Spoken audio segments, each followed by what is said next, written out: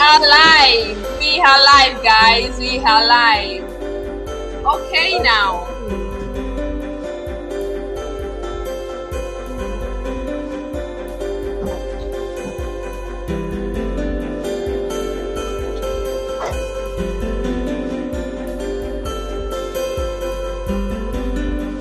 Okay, so good evening, everyone. And welcome to IMC 4.0. I'm so great to have you here.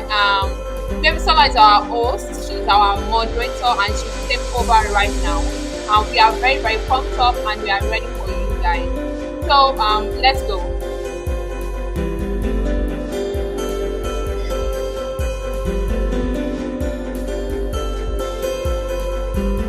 I just want to be sure that I'm unmuted. Yes, I'm unmuted now. My name is Baby Salati Olamide. I'm so excited to be here. I'll be your host for today's ceremony.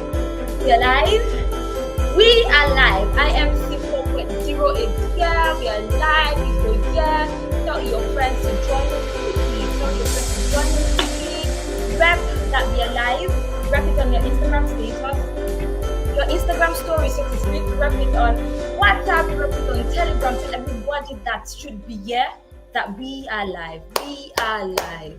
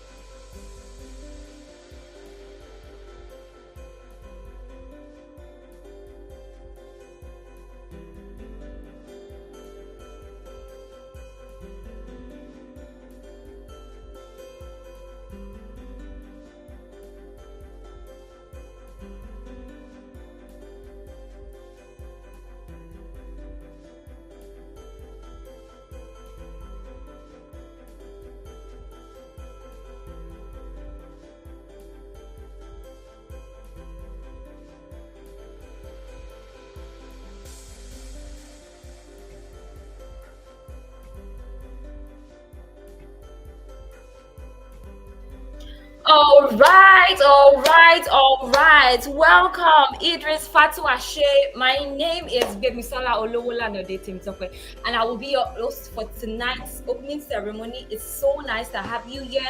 If your friends are not here, share the link ASAP on your WhatsApp status. Tell them that IMC 4.0 is live and can't wait to have them in the room. We are in for an exciting time, an exciting ride, and our guest speakers are ready to teach us, to take us by the hand, to lead us bit and bit and bit into achieving successes as polyglots. So rep the link on your WhatsApp status, post it on Instagram, share the flyer. We have the flyer on the LFLS pages. Locate the flyer, share them on your WhatsApp status, share them on Telegram if you can, share them on Instagram. Tell everybody that we are live. We need a lot of people here. The more the merrier. We cannot wait to share all the gems that this ceremony is about. I am waiting. Welcome, DJ Sax. It's so nice to have you here. Idris, welcome.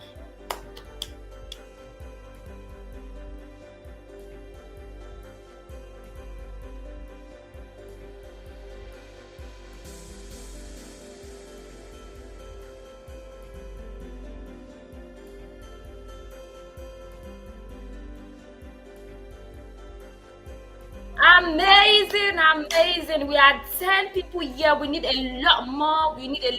Over 200 people registered for this ceremony, and we need a lot more. We need you to help us, inform them, remind them. Thank you so much. Share the link on your WhatsApp status. Tell everybody your life, share with your friends, share with your family. Tell everybody that needs to be here that yes, we are live. We are live. As we go in less than 5 minutes before others join us, I want you to introduce yourself in the comment section. Tell me your name. Tell me where you're joining us from. Tell me about what you hope to gain today. Tell me your name. Tell me where you're joining us from. Tell me what you're hoping to get today. I want to see that right in the comment section. And please give me all the vibes. Give me all the energy. Give me the synergy. I want everything in between. Tell me your name. Tell me where you're joining us from. Tell me what you hope to get today. I cannot wait to read your comments. I'm waiting. I can't wait to read your comment. Tell me your name. I want to welcome you specially. Tell me your name, where you're joining us from, what you hope to get today. While you're doing that, don't forget to rep the link on your WhatsApp status. Our speakers are ready. They're ready to share all the gems they have, and I can't wait for you to own all of them. I'm waiting.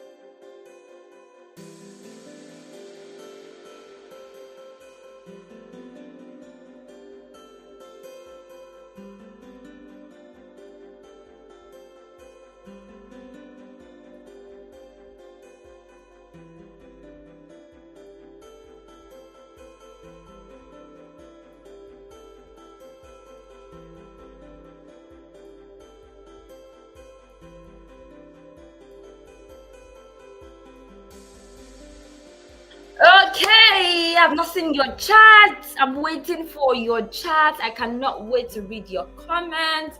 Tell me your name. I'd like to know your name.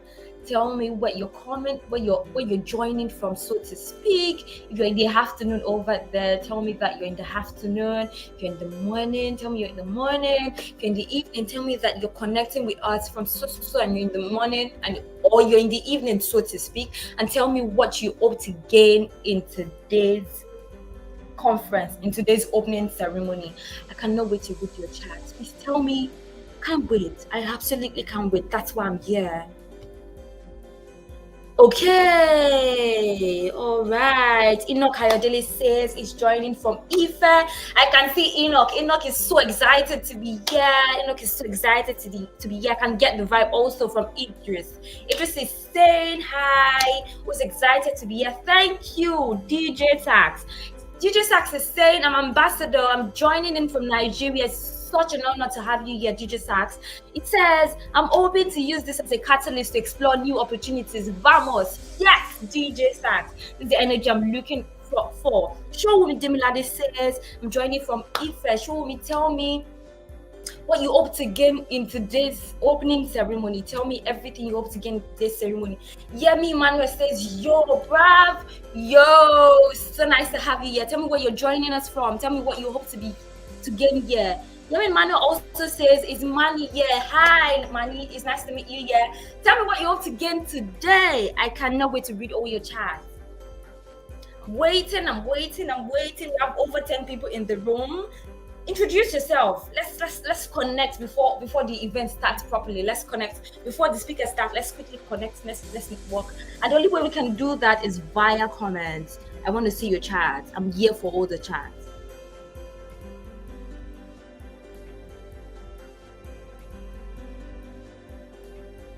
All right. Ajawo Luwaleke says is connecting. I'm hoping is a E. It says it's connecting from Anambra. It's so nice to see you. Yeah, Leke, so nice to see you. Please tell me just in a few words what you ought to gain today. It was such an honor to meet you. Yeah, thank you so much for coming. For those in the room, please rep the link on your status. Bring in as much people as you can. Over 200 people have registered. Please remind them that we are live. They need the reminder. Share on your WhatsApp, share on your Instagram. Let's have a lot of people here. You know, the more the merrier. We are all in for the excitement. So yeah, bring in more people. As you're doing that,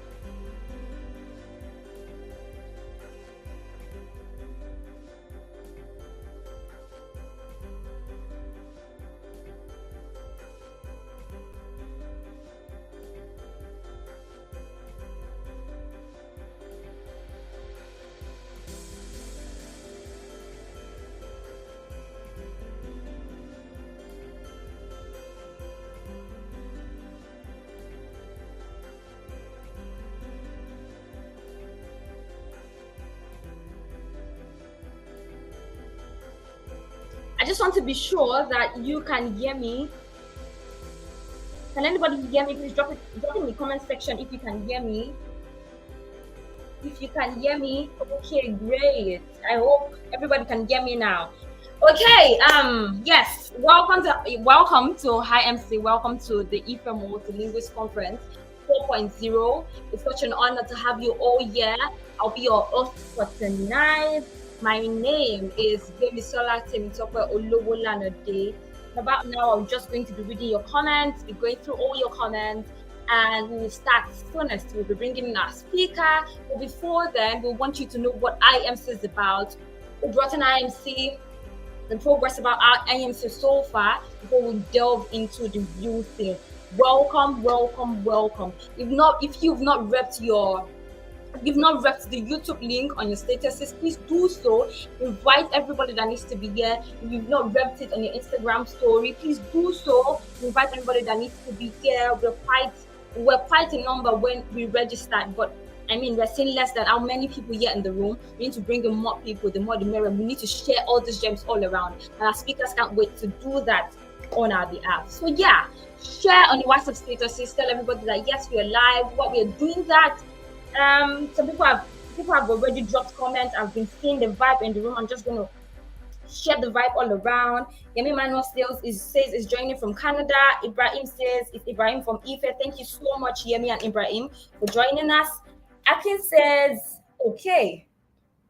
Oluwatomisi says it's Shekani from the most beautiful campus in Africa. Oh yes, OAU is the most beautiful campus in Africa, as you know. Welcome, Shekani. It's so nice to have you here. Olamide says, I'm Olamide. I'm joining from IFE. Welcome, Olamide. So nice to have you here. Faith says, it's Olaguji in the building. Hi, Faith. It's so nice to have you here. Oladako says, I'm Anu, all the way from the most beautiful school in West Africa. We know that. Thank you so much, Anu, for joining us. Such an honor to have you here. Boluwatife says, I'm Boluwatife Alao from IFE. Hi, Boluwatife. Thank you so much for joining us. As you're dropping this, please tell me what you hope to gain individually, just what you hope to gain in today's opening ceremony. Teslim says, hi, I'm Teslim. Yes, hi, Teslim. It's so nice to have you here. Thank you so much for honoring our call. Thank you for being here. Thank you so much, Teslim, for confirming that you can hear me loud and clear 100%. Thank you so much, bro. All right. We need much more comments. In just a few minutes, I'll be bringing in Enoch. Enoch will be opening the ceremony in a very grand way for us. Before I bring it in, just tell me in a sentence or two what you hope to gain today. What do you hope to gain today in the conference? What do you hope to get in today's opening ceremony? What do you hope to gain? I cannot wait to read your chat. We're all here for the excitement. I can't wait to read your chat. What do you hope to gain today on IMC 4.0? Let me see your comments. Hi, Demilade. So nice to have you here.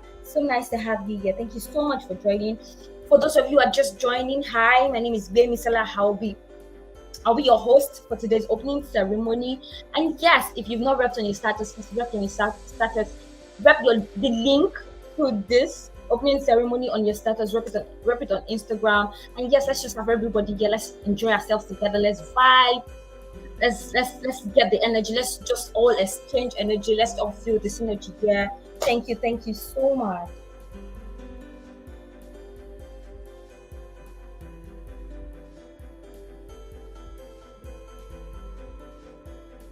Okay, I'm waiting for your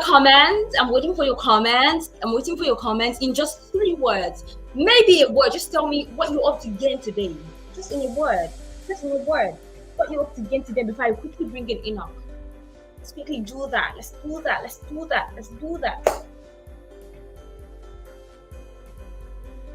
Hi, Timmy. It's so nice to have you here. He says, I'm Timmy. I'm from IFE. Well done, guys. Thank you so much, Timmy. Well done. Thank you for having us. Thank you for being here. Timmy, please rep this link on your Instagram story. Rep it on your WhatsApp status. Bring in more people. We can't wait to have as many people here. 23 people have joined. Amazing. You guys are doing so much work. You guys are doing astounding work. It's so nice.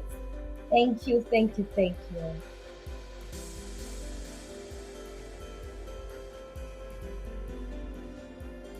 All right. We'll bring in Enoch. Enoch. Enoch, I hope you're ready. Enoch is currently the president of the Association of Foreign Languages Students. Enoch will be telling us all we need to know about IMC. Enoch will be cueing us into the program proper. Enoch, I hope you're ready. Over to you, Enoch. Thank you so much.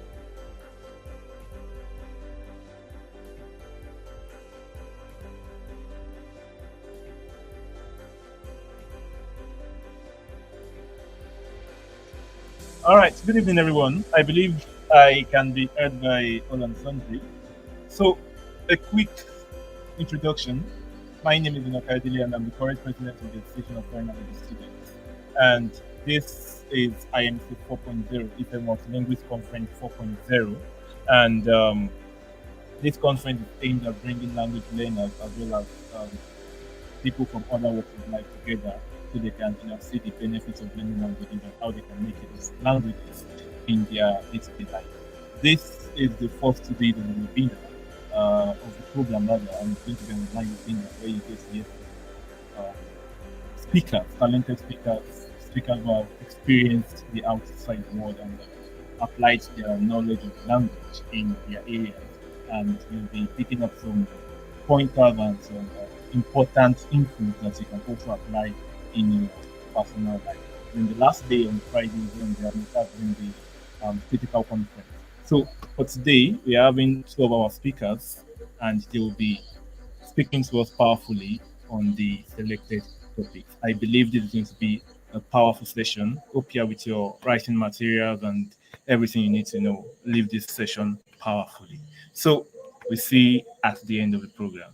Have a nice night. Thank you so much, Enoch. Thank you so much for keying us in, Enoch. Thank you so much. About now, we'll be bringing in our first guest speaker. I would not reveal her name yet. She's an amazing personality. I'll do a quick backstory. I don't think she knows me on a personal level, but I've gotten to meet her several times. I think I had the first contact with her in part 1. I think she was in part 4. And she taught me a lot. We've not really had conversations. I do not think she knows me at all. But yeah, I've always seen her in the library. Pretty diligent. She taught me about consistency. And I'm so glad that she's going to be speaking on today's opening session in a while. I will be reading her bio. Let's do well to listen. Her name now is Mide Nancy. OLADOYIN Olamide Dada, also known as Mide Nancy, is a linguist, educator, and multimedia advocate for cultural exchange. OLADOYIN's passion for cross-cultural communication began with her linguistic diversity exposure and grew through her academic journey at Obafemi Awolowo University, focusing on French linguistics. Welcome, Idawa. It's so nice to have you here. As an educator in France, she taught English to native French speakers, fostering mutual understanding. On a YouTube channel, she offers guidance on relocation, study abroad experiences, and intercultural communication, catering to a diverse audience. Her content provides practical advice on navigating new countries and language acquisition. OLADOYIN's resilience and innovative approach has transformed obstacles into opportunities. She envisions a global network facilitating cultural exchange, offering support and insight for international adventures. It's such an honor to have Mide Nancy speak to us about global opportunities in foreign languages. Before I bring that up, I want to see the fire in the comment section. If you want me to bring that up, please tell me, yes, I am ready. I want to see that in the comment section. If I don't see 5, yes, I'm ready, we can't go on. We can't bring her. Come on, guys. I want to see, yes, I'm ready for Mide Nancy's session. I'm ready for Mide Nancy's session. Let's do this. Okay. Amazing. I want to see I am ready in the comment section before I bring in Mide Nancy. Oh, yes, Idris says he is ready. Yes, Idris. Yemi Mana says, yes, we are ready. Yes, we are ready. Amazing. 2 more to go. 2 more to go. Yes. Loguleko says, yes, I'm ready. Idris Fatwashi says, yes, I'm ready. Eunice says, yes, I'm ready. Thank you so much, guys. I'm ready. I'm ready. Yes, I hope that Video Nancy is ready. I'd like to see her face. Please, let's quickly bring her up. I'd like to see her face and just, let's see her face. Yes, yes, yes, yes, yes. Amazing. It's so nice to have you here. Thank you so much. Thank Good you so much. evening. Hi. I don't know if you can hear me properly. Of course, we can hear you properly. Okay. Good evening. Over Thank to you so much for the warm welcome. Thank you You're to welcome. everyone. I'm really grateful. But by the way, sorry, could you reduce the background music a little bit because I can barely hear myself. I don't know if it's possible. Just a little bit. Can you hear me? Yes, we can hear you. If it's not possible, it's fine. No, they'll do that. They'll do that in a minute. No, they'll do that in a minute. Yeah. Okay. Please hold on.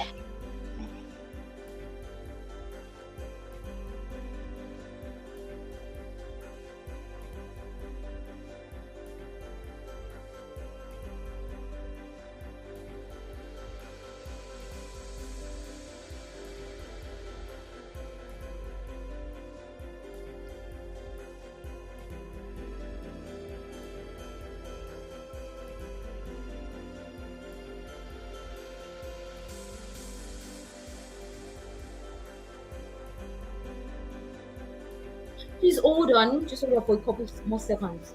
No worries, no problem. It's just a little bit distracting.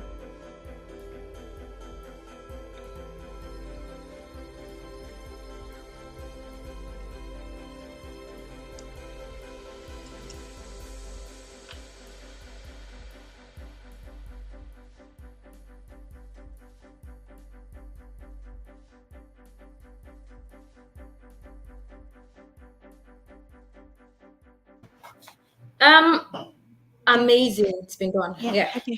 It's great. Thank you so much. I would like to say thank you to the organizers of this program, and it's a pleasure. It's a pleasure to be here. My name is OLADOYIN, Olamide Nancy, and I was just like many of you a few years ago, so it's a pleasure to be here.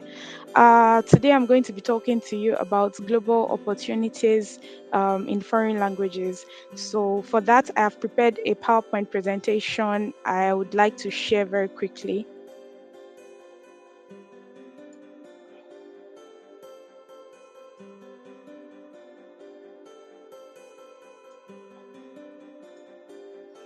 Can you guys see my screen? Hello? Oh yes, we can see your Okay. screen. Yeah. Okay, perfect. Okay, so I'm going to be talking about, like I said earlier, opportunities in foreign languages, and let's go straight into it. So the first thing, like today's highlight, is going to be about how to succeed in this field, career path, and opportunities in this field. Because I just don't want to go straight into saying, oh, you can be a doctor, lawyer, or whatever. I just want to go straight, go slowly into the opportunities and the career paths. So I hope you learn a thing or two today. So the very first thing, or the very first step, or the very first question I have for you is, are you even interested? You need to sit down and ask yourself this question, like, am I really interested in foreign languages? Like, am I passionate about it? I know that there are so many people that find themselves studying foreign languages, but they're not actually interested in the language. Like, it was just given to them. It was not by passion. It was just by having no other choice. So over the years or over the month, I don't know if you're in your first year or something, have you developed interest for foreign languages? Because that's one of the first steps to success in foreign languages. It's not easy. Like learning a total foreign language as an adult, it's a very difficult thing. So if you're not interested in it, you will not enjoy it and you will not understand what you are being taught. So how do you succeed in this? First thing I put here is to commit to learning in and out of the classroom. So basically, I remember back then in school, we had lots of classes on literature, reading of ancient books, I'm not here to like criticize the materials and some of the syllabus and everything, but it was a lot of theory, a lot of reading that didn't really like necessarily help many of us to speak French. But so many of us who were passionate about the language, we had to invest in like learning outside of the classroom, and that's one of the most important things that I find here.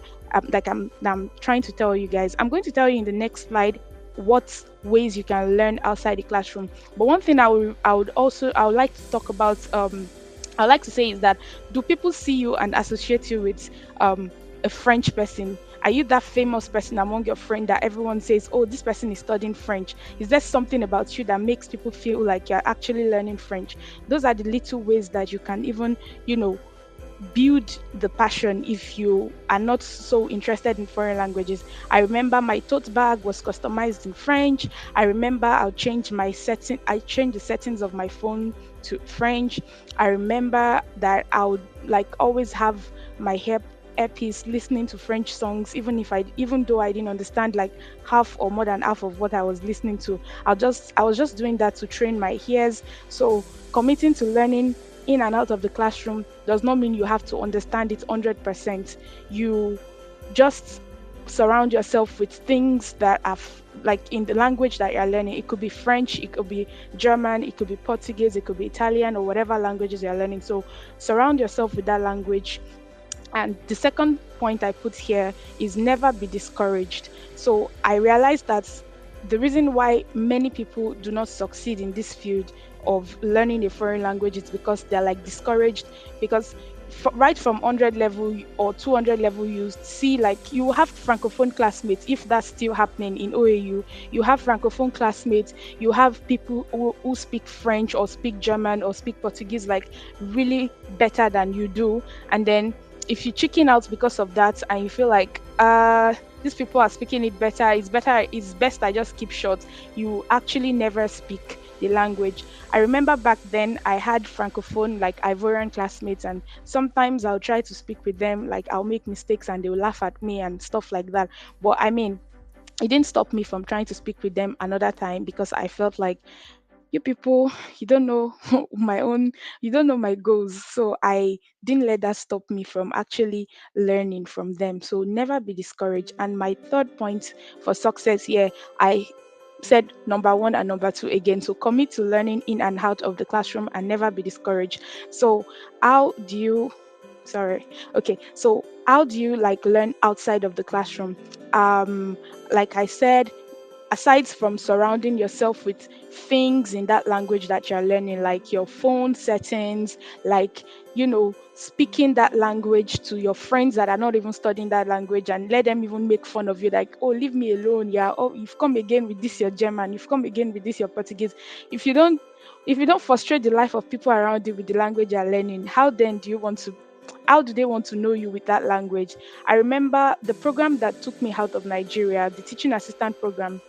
The person who actually sent me the link for the program was someone in computer, and I think in a different department actually. And the person sent me the link because the person knew that I was a French girl, like in quotes, that kind of person that you call French girl, because I carried the whole French thing on my head. So I feel like first thing you need to do is to carry that language on your head, and then you can download applications like HelloTalk, Tandem, Busu, Duolingo. HelloTalk, Tandem, these are applications where you can actually find native speakers of the language that you are learning. You can communicate with them. So if you are shy, because you can be shy, discouraged to speak with your Ivorian classmates or classmates who speak better or who are like much more better in the language you're learning than you can go to HelloTalk. These are people that don't know you from anywhere, so there's nothing to be shy about, because they want to learn English and you want to learn their language. So you can schedule calls, you can schedule meetings, you can chat, you can in that language to help one another. So these are some of the things that I did back then, and still today I still have like Duolingo, I still have HelloTalk, I still have some of these apps that I still currently like. I still sometimes you can even make long-term friends from these applications, and you not even realize like it will just become a social media platform for you. So I also put here that you can also surround yourself with like music, surround yourself with like, download applications like French radio. Like sometimes when I'm on the transport and I know the transport is going to like take like 30-40 minutes, I plug my ears, listen to news. I mean, at the beginning when I started doing that, I wasn't even understanding most of the things they were saying. But if I understand sack, I know that, oh, they said bag. So if I understand, like, I just was able to pick out words.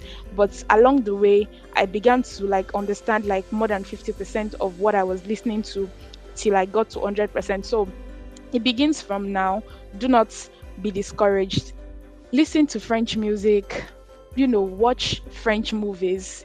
They might be boring, they might not be the usual Hollywood thing, but try to just, watch movies. Or if the movies are in English and they have French subtitles, do not hesitate to watch them in French and put the English subtitle, or the other way around, just to train your ears, to train your eyes, to train your reading and everything.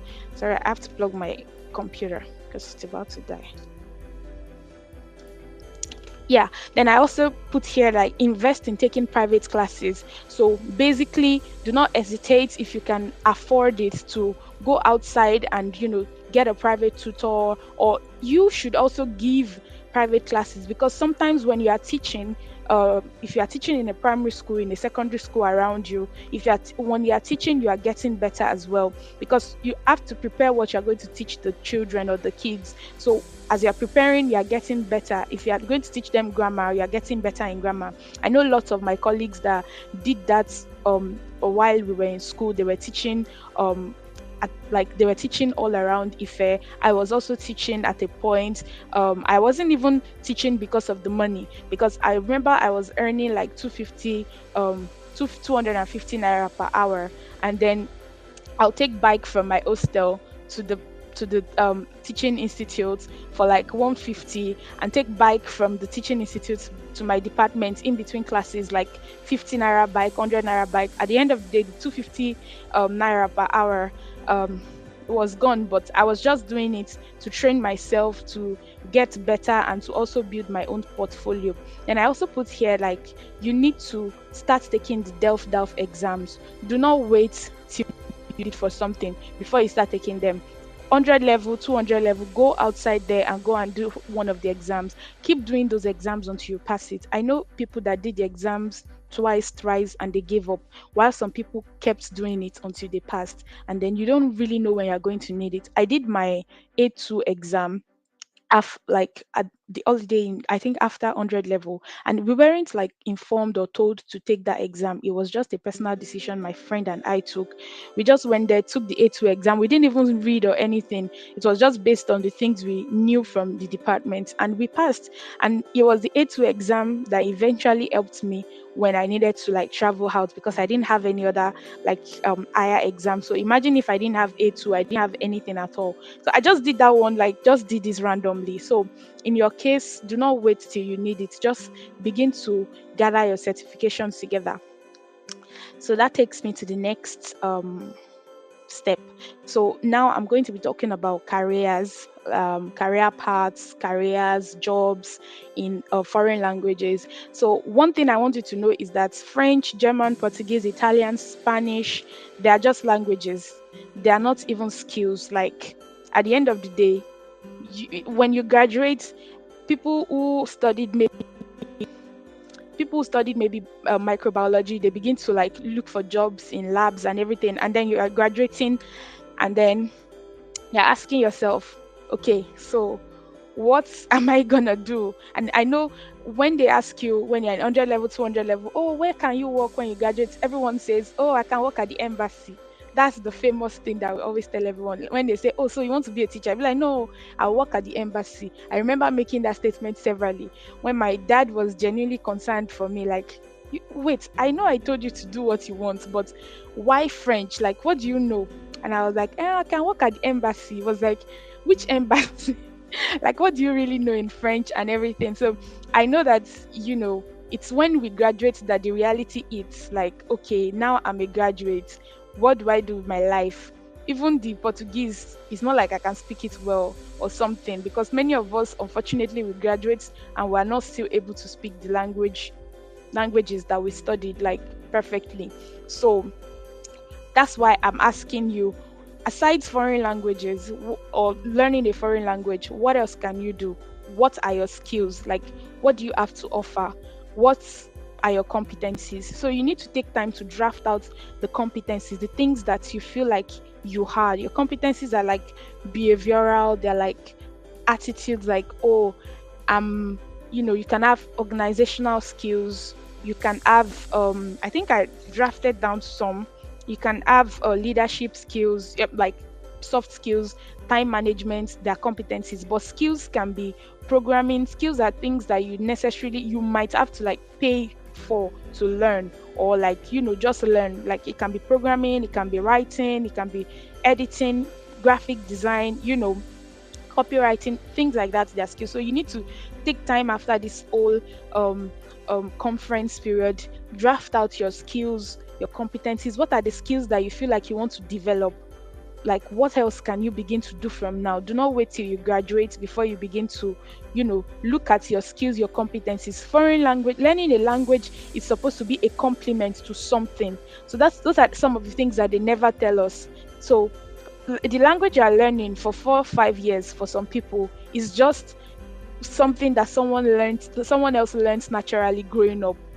So it's just a compliment. You still need to offer something. What can you offer? Begin to ask yourself that question. What are the things you're capable of doing? So that when you find yourself in a French speaking country, or a country where you can put that into practice, then you can put that skill into practice. So I put here the various kind of careers in foreign languages. So here are some jobs and here are fields. So of course, everyone thinks of translation interpreting is one of the first things, like jobs people always say. But at the end of the day, for translation interpreting, if you don't have a very um solid knowledge of the language, speaking, writing, listening, reading, you cannot succeed as a translator or interpreter, unfortunately. So if you are not like, sometimes if you're not even native, if you're not a native speaker of that language, like they don't consider Nigerians native speakers of Portuguese, or native speakers of German, or native speakers of French. So it is unfortunate in that case, but it is one of the fields. There's like jobs like administrative assistant, bilingual administrative assistant, or multilingual administrative assistant. And for administrative assistant, you can work anywhere, because a standard organization needs an administrative assistant, someone who helps with like taking minutes, someone who helps with like administrative duties. So I've done a little bit of that, and I know that one of the things that like helped me get to that position was my knowledge of French, a little bit of German and English. So as opposed to like some other candidates that didn't have that opportunity. On her personality, you can also like explore such option. There are jobs like flight attendants, because you get to travel from one country to the other, but all these type of things are very competitive. That's why I'm going to explain some things to you in the next slide anyway. Language specialist, teaching, lecturing, that like the most famous results for so many people, so many of us. Then marketing manager. So marketing is a field where like it's a fast growing field, and as a foreign language student or graduate, you can find your place in marketing, marketing, international marketing, in the sense of, because there are, even between African countries and Nigeria, you can stand in the gap, and there's exports and imports going on. So things like this, they need people who are competent in both languages to be able to like draft reports and so many other things. There's communication representative, like jobs like that. These are fields that I know that foreign language graduates that I've met in France, I've spoken with in Canada and countries like that. These are some of the fields that many of them end up. Then bilingual service desk personnel. This is like customer service, like service desk. You are like picking calls, you are responding to problems, you are solving problems. I've done a little bit of that as well for about a few months, like 6 months. And it was, I mean, if I couldn't communicate in French, there's no bilingual anything. Then there's the custom officer, there's travel nurse. I believe that the speaker who is speaking next to explain more about that. And then there's like creator, there's blogging and blogger and so many other like SEO. Then the fields for that you can find yourself as a foreign language graduate: education, immigration services, hotel management, auto entrepreneur, aviation, administration, media. So these are just opportunities. So when someone asks you that where can you work, don't just say I can work at the embassy. This, and sometimes there's something we also say. We also say I can work anywhere.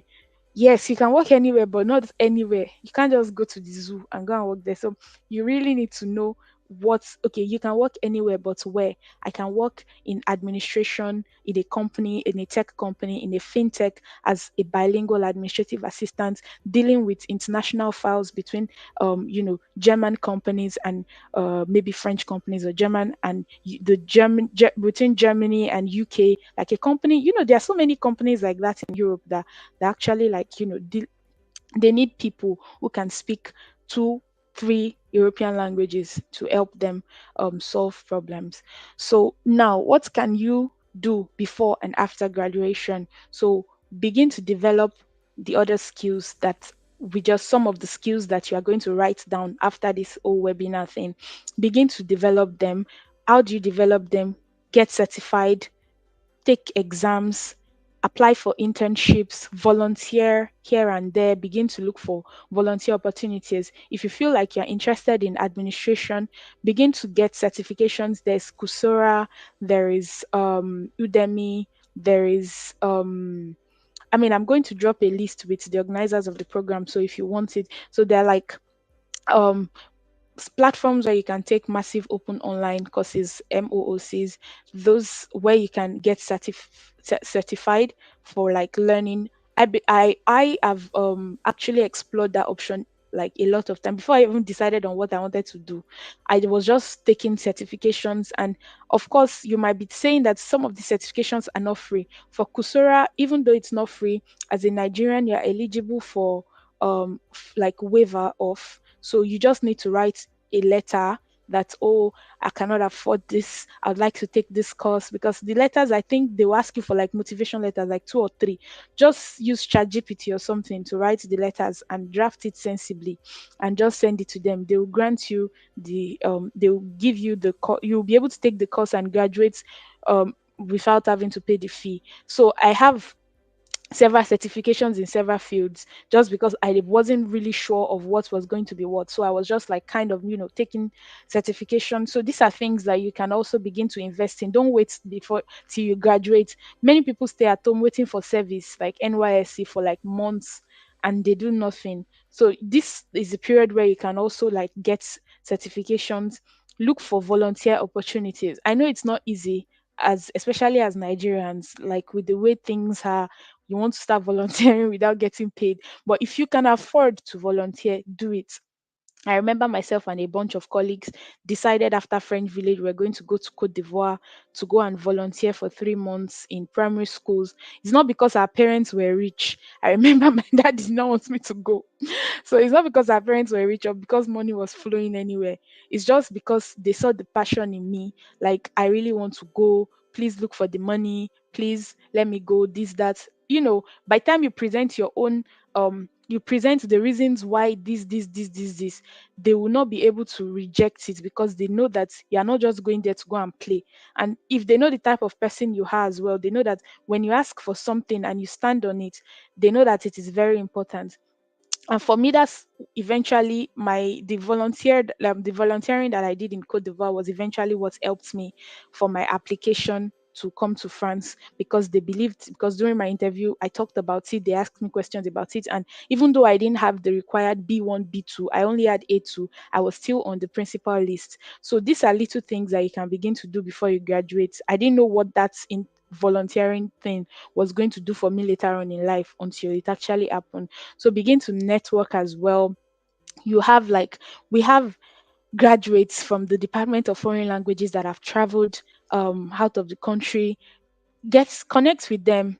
You don't have to be following them up and down saying, please help me, I want to come up, I want to travel, I want to travel. No, follow them, just there are people that send me messages, I don't even know them from anywhere, and we get talking, I get to know their motivations, and anything I can help with, I'm always trying to be available for people. So network with people, not only seniors that have not seniors, but not only people that have graduated from your department, but follow like important figures on LinkedIn, follow people here and there, not just celebrities that will not add anything to your foreign language career. So follow people that are like making waves in the foreign language industry so that you can see what they are doing and how these things can help you. And travel, like I said. Then after school, intentionally work on improving your skills and be alert on any opportunities. Apply for fellowships, summer courses, exchange programs, events. Keep building your portfolio. So this little volunteer here and there, 2 months, one week, 2 weeks, this that, these are the things that will make your portfolio very strong, or your CV, because these little things that we don't even count as important, they are very important for like the whites, the western world, like very very important. So do not because it got to a point that I had to add on my CV like that I was financial secretary in drama units in my church. So, like those little things that I did, like all this leadership conference that we used to do in church that they'll give us certificates for, everything was in my CV at a point, and they served their own purposes at the times that they needed to serve their purposes. Volunteering to go and pick like environmental picking. I know there's this green organization in Ife that you can go to pick trash and all those things, anything environments, western world there for it. So do not hesitate, even if it's not really related to foreign languages, volunteer here and there and go for it. Add the certification to your CV, even if it's pictures you're going to take from it. Start building a portfolio where you keep pictures, where you talk about, oh, this is what I did, this event, this that. So do not wait for opportunities, grab them. No procrastinations. Don't let anybody tell you that what is meant to be yours will come to you. Yes, it will come to you, but if you don't go after some of it, they won't come to you. So that's what I wanted to say about that. Now let us go to like some of the current opportunities. Of course, because I'm currently living in France, I know I'm putting France first. So there's the teaching assistant program that which was the program that brought me to France. And of course, I've accompanied several people, more than 20, 30 people in their own journey to France with the teaching assistant program, because I was the ambassador for the program in the first year that I went. And that was the first year that they were actually introducing the program to Nigerians. So, I mean, there were lots of speculations around the program. Is it true? Is it real? So it is a legit program. It is real. It is true. There's no trafficking involved, and everything is okay. So if you applications are always open like November, December 2020, like November, December, January-ish. So apply, make sure you have your certifications B1, B2, and if all goes well, you should be chosen. But I put here like Instagram handle for assistantlong.nigeria. Follow them. Follow the assistant Delong. The assistant Delong is the official page for everyone. Don't bombard them with messages on this second one.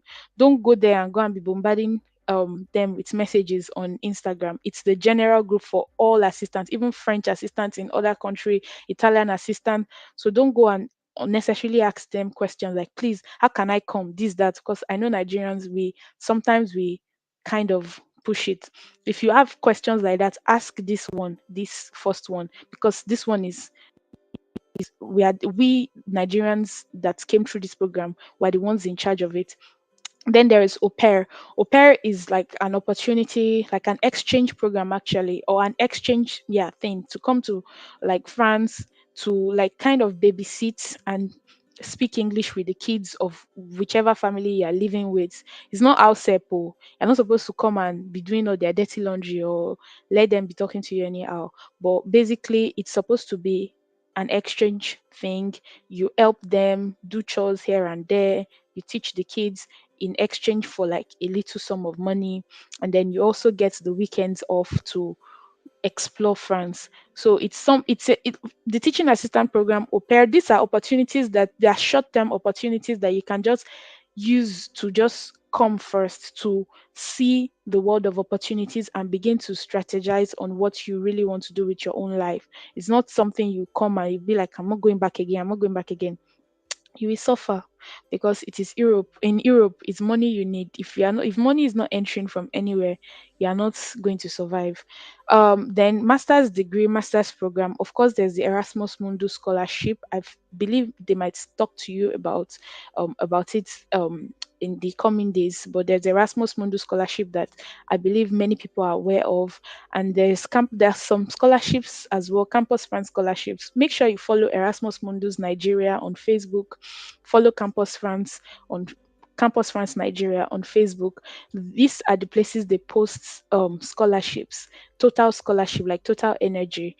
They have like so many scholarships that they always launch to Nigerians, but they go through Campus France. So I've met lots of Nigerians here in my city and even in Paris that they don't speak French at all. They came through the Total Energy scholarship. So sometimes it's only for people in the science field, and sometimes it can just be random. So stay alert for opportunities like that. The Etude en France platform is where you can apply for like master's programs in France for like public schools and private schools. But for public schools, you get to pay like a very cheap fee. I've talked about all these things on my channel. There are step-by-step videos on how to apply, how to get admission, how to download your admission letter, how to go for interview, what to say in your interview. Literally everything you need to know about applying for a master's degree in France that's without scholarship. That's the Etude en France. You're not getting scholarship, but the school fees is really cheap. Like my rent for the month, like the school fees for the year is like quarter of my rent for the month. So then there's e-candidate application as well. There are videos for these things on my channel. Then I don't live in Canada, but since we're talking about opportunities for foreign in global opportunities in foreign languages, I know that the Canadian residence permit, there are jingles everywhere. They're looking for French speakers, but you need to have the TEF or TCF certifications. There are French exams that are quite expensive, but if you can pass the exams and you apply, there are links after this video, after this slide. There are some links where you can join groups for Canadian groups where many people are working towards their Canadian PR, and they are, you know, I would leave the links. The links are already there, so you can join those groups and look at the process and ask questions on the group. There are people that from that group they've traveled with their family, with their spouses, and everything. Health sector in Canada as well. I heard that they're searching for French speakers. So I'm sorry for the German and Portuguese family, because this might not really help this particular one. But I know that there are so many scholarships and grants for foreign language students in Canada as well. I have lots of friends who have left France to like Canada because they got like fully funded grants and everything, and they're like graduate teaching assistant roles, research. If you choose to do a research, you can also get funding and things like that. um Current opportunities in Europe, I know about, the au pair actually is not only for France. Sorry, I didn't mention that earlier. The au pair program exists in Germany. This is the link for the Germany one. It exists in Germany, it exists in Spain, Italy, but you need to be able to speak the language to like an extent, maybe A2 or B1. That way you can communicate with the parents. Even though you are going to be speaking English with the kids, you need to be able to communicate to the parents and survive on your days off. So I believe that the German speakers for this conference are going to explain more to you about the DAD uh, and the Ausbildung, and then Erasmus, of course. Then there are like European Union traineeships. There's the Schumann traineeship for the European Parliament. There's Blue Book traineeship for European Commission, and there's so many other EU internships, like in partner companies like France, like um, Cyprus, and so many other countries like that. I personally was a Schumann trainee. It was like a it was yeah, it was for 6 months, and there was really nothing special like that I can say that, oh, this is what stood me out. I just feel like the CV I used that time self was just a lot of nonsense I packed there. And but I mean, I'm that kind of person that I never say never. I never say never. Yeah, we say that. Okay, never say never.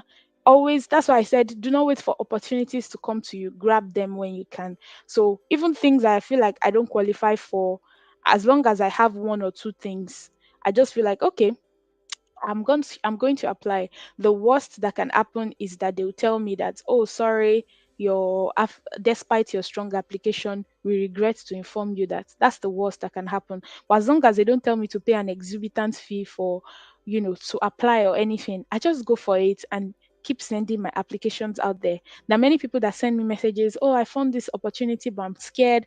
I don't know if they will choose me. You can never know if they will choose you if you don't apply. So keep up, start building. That's why I said start building your profile, your portfolio, and make moves that will even shock you, in the sense that look at organizations and internships and apply to them. Apply for summer schools, like all these summer exchange programs in US, this, that, for 2 weeks, all those things fully funded with flight and everything covered. Even though it's not a long-term thing, it's for 2 weeks, go and come back. Those little things add up. And other countries, when they see that you've traveled to this, you've traveled to that, they see that you are not just sitting down and wasting your own time. You are getting your ends into something. You are doing something. So these are the things that I'll advise you to continue doing. I've put a link here. These are the European, all the like internships that you can find, internships, volunteering, opportunities, and everything for EU. So if you're ever interested in the EU, so there's the African Union as well. So from time to time they always have like opportunities, volunteering, and even big jobs. And African Union, because it's in Africa, does not mean that it's you're not going to live large. Oh. Imagine earning the same amount, that maybe even more than what people in Europe are earning, and living in one nice mansion in an African country. So their headquarters, Ethiopia, you know, e- you know, ex- do not hesitate to check out the African Union. Follow them on LinkedIn. I've put the links here. Follow them on LinkedIn. Recently, they had a job fair in Paris. I sent it to my colleagues because I couldn't make it. I sent 3 days job fair where they wanted to recruit experts who are living in France, Africans who didn't grow up in France but came to France and speak multiple languages, and will be willing to go to Africa to be heads of organizations and heads of big positions. And I couldn't make it, but there are people that went there, and of course I'm sure they will get the people they are looking for. So opportunities like this, you should stay um updated and follow things like that. There's the UNESCO as well. I've put the link where you can find all their internship programs, just in case. I didn't put the is it which organization is it, because they don't, it's not paid, and it's extremely expensive. It's in Geneva. I forgot, sorry, I'll remember later. So these are some other useful links. Groups, Scholarship 365, they always post um scholarships, always post internship opportunities. There's so many things that you find on Scholarship 365 group and Scholarship Corner. These are groups that I joined, and I'm still on these groups even till today, because you never really know what you're going to find on these groups. Then there's the Study in Canada group. There's the Permanent Residence group for Canada. These are places you can join and ask people questions. Be at alert, and grab opportunities when you can. Then opportunities. This is another LinkedIn page. Follow them. Opportunities for Youth Organization. Then, oops, sorry. Then United Nations volunteering, and so many more. Everything is in this um is in this presentation. I'm going to give the presentation to the organizers of the program, so maybe they can send it to interested people after the program. So there are lots of people who have sent me messages about, oh, what can I do for my masters? Like, oh, Mide, I'm connecting with you because I know you graduated from University of OAU. Please, as a foreign language student, what can I do? I'm actually lost, and I don't want to do anything that has to do with German or anything that has to do with Portuguese or French. I just want something new. So that something new is possible, but do you have some other skills that you started working towards? That's what I just want to say. That's why I told you about skills, getting your ends involved in something. If after school you volunteered or you took a training on UI UX design, you took a training on Python, you did this, did that, took digital marketing classes here and there. There's some like some just random organizations that used to organize human resource classes and 3 months human resource. If you can afford these things, just do it. The money you use to do something that will not really benefit you, like buying wig or something, you can use it to just do something like that. Close your eyes and do it, so that when you want to apply for masters, you won't be forced to specifically apply for masters in German or masters in French.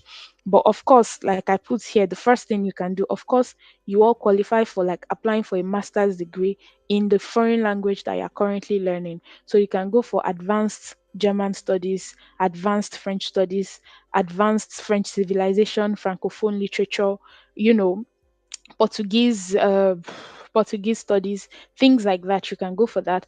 Then something else that I know that lots of people do is applied foreign languages. So you are not specifically learning French or German or anything, but they're showing you where you can apply, in which fields you can apply foreign languages in. My friend who just graduated from applied foreign languages in France, she's now working in one of the biggest banks in Luxembourg as a data analyst. So applied foreign languages, you can apply foreign languages in the finance sector, you can apply foreign languages in the tech sector, in international relations, internalization of organizations, things like that. So applied foreign languages is interesting if you ever want to just touch a little bit of everything. To make you a jack of all trades, you do a little bit of everything, and then you can choose your own niche at the end of it all.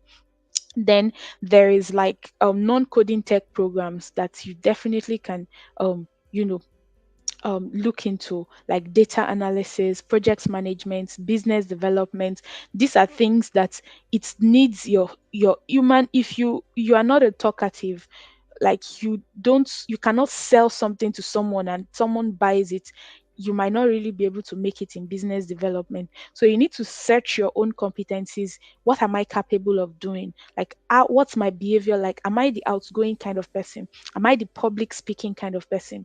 Am I the reserved kind of person? Search your competencies and search the skills that you have and the ones you would like to learn, so that you can position yourself for masters that are outside of the language you learned in university, for your bachelor's. That way the language is just a second, like it's just like a complement to what you're now going to do for masters. So logistics, supply chain. Sorry, I made a mistake with the supply chain and so many. There are no people who studied foreign languages that came to France and they did things like this and they've graduated and they're working in big industries. So human resource, like I said, is also like a field you definitely need. Like you can do something like that for your masters. Then there is internalization of organizations or entreprise, like enterprises or companies. So things like that are. I'm talking this everything I listed here. I just kind of thought of all the people I know that we came to France together, or people I met in my journey, and I know what they are studying, or people that I've talked to, or people that I watch their YouTube channels. They're in UK, or people in Canada. Like these are just random people. It's not everyone I know personally, but these are people that I've had contacts or maybe not with them, and I know that, oh, this is what they are studying, and they had a foreign language background. There's communications as well. There's marketing, digital marketing, or even direct marketing, B2B, B2C. Begin to take courses on that if it interests you. If you are looking into communication, look at all the sub units or sub subjects, like the sub of communications. There's customer success, there's community management. Which one of it interests you? What can you do? What can you begin to do today to build that skill so that you're not just applying for masters, bam. Only thing on your CV is degree French. There's no master's degree program that will see you applying for masters in communications and your bachelor's degree is just French. There's nothing else. You need to have other things to show for it to convince them. Then there's public administration and there's private administration. Of course, public administration, those are people who work in the public sector, like in the government, like government officials. It's not like public administration of Nigeria where they don't pay them. This public administration is the most secured field and everything in like Europe because it's the government that pays and they never defect. So and your pension and everything is prepared in advance. So there's private administration as well for companies. Of course, there's the teaching, research, translation, interpreting that you can do. If you are really passionate about education, you're passionate about translation, and you want to, like, even get better in that, you can go for things like that. Then there's healthcare, social studies, like, health work, social work, then all these people that, end up having humanitarian organizations or people that work for humanitarian organizations, because even though they are working for humanitarian organizations, that's their own real job and they get paid from somewhere. Then there's culture, civilization, and things like that you can also do for your masters. You just need to stay up to date. Then okay, I guess that's everything. So we can connect with me on all my social media platforms. It's Mide_Nancy, Instagram, Twitter, and this is my LinkedIn. Like it's a clickable link. Then this is my Gmail account if you have questions, and this is my YouTube channel if you want to watch videos on yeah, if you want to. Sorry, I'm coming, just 1 minute. Yeah, okay, so I think that's everything. Can you all hear me? Hello? Hello?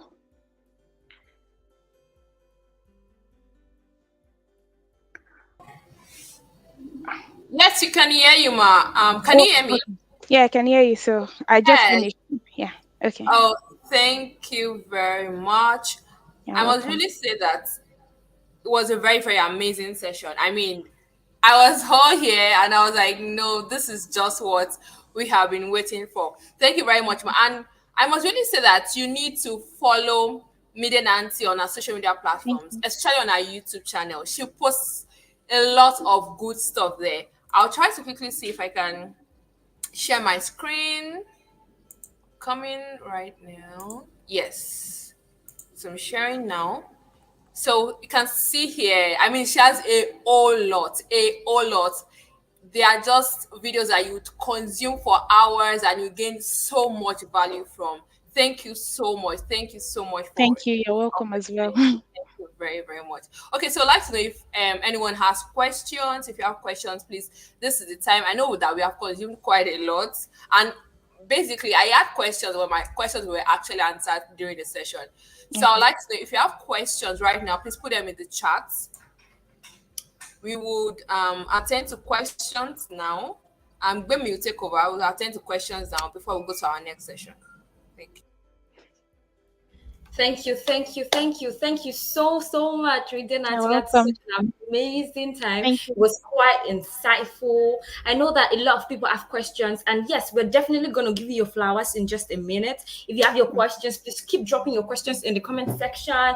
Drop your questions in the comment section. And yes, there's something I want to put you on.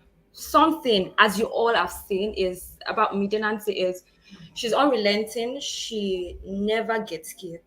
She never ever gatekeeps. Everything that she has mentioned here, you could actually find them on YouTube. So please, if you're not on YouTube, you're darling. Go on YouTube, search Mide Nancy, and connect with her. Thank you so Thank you. much.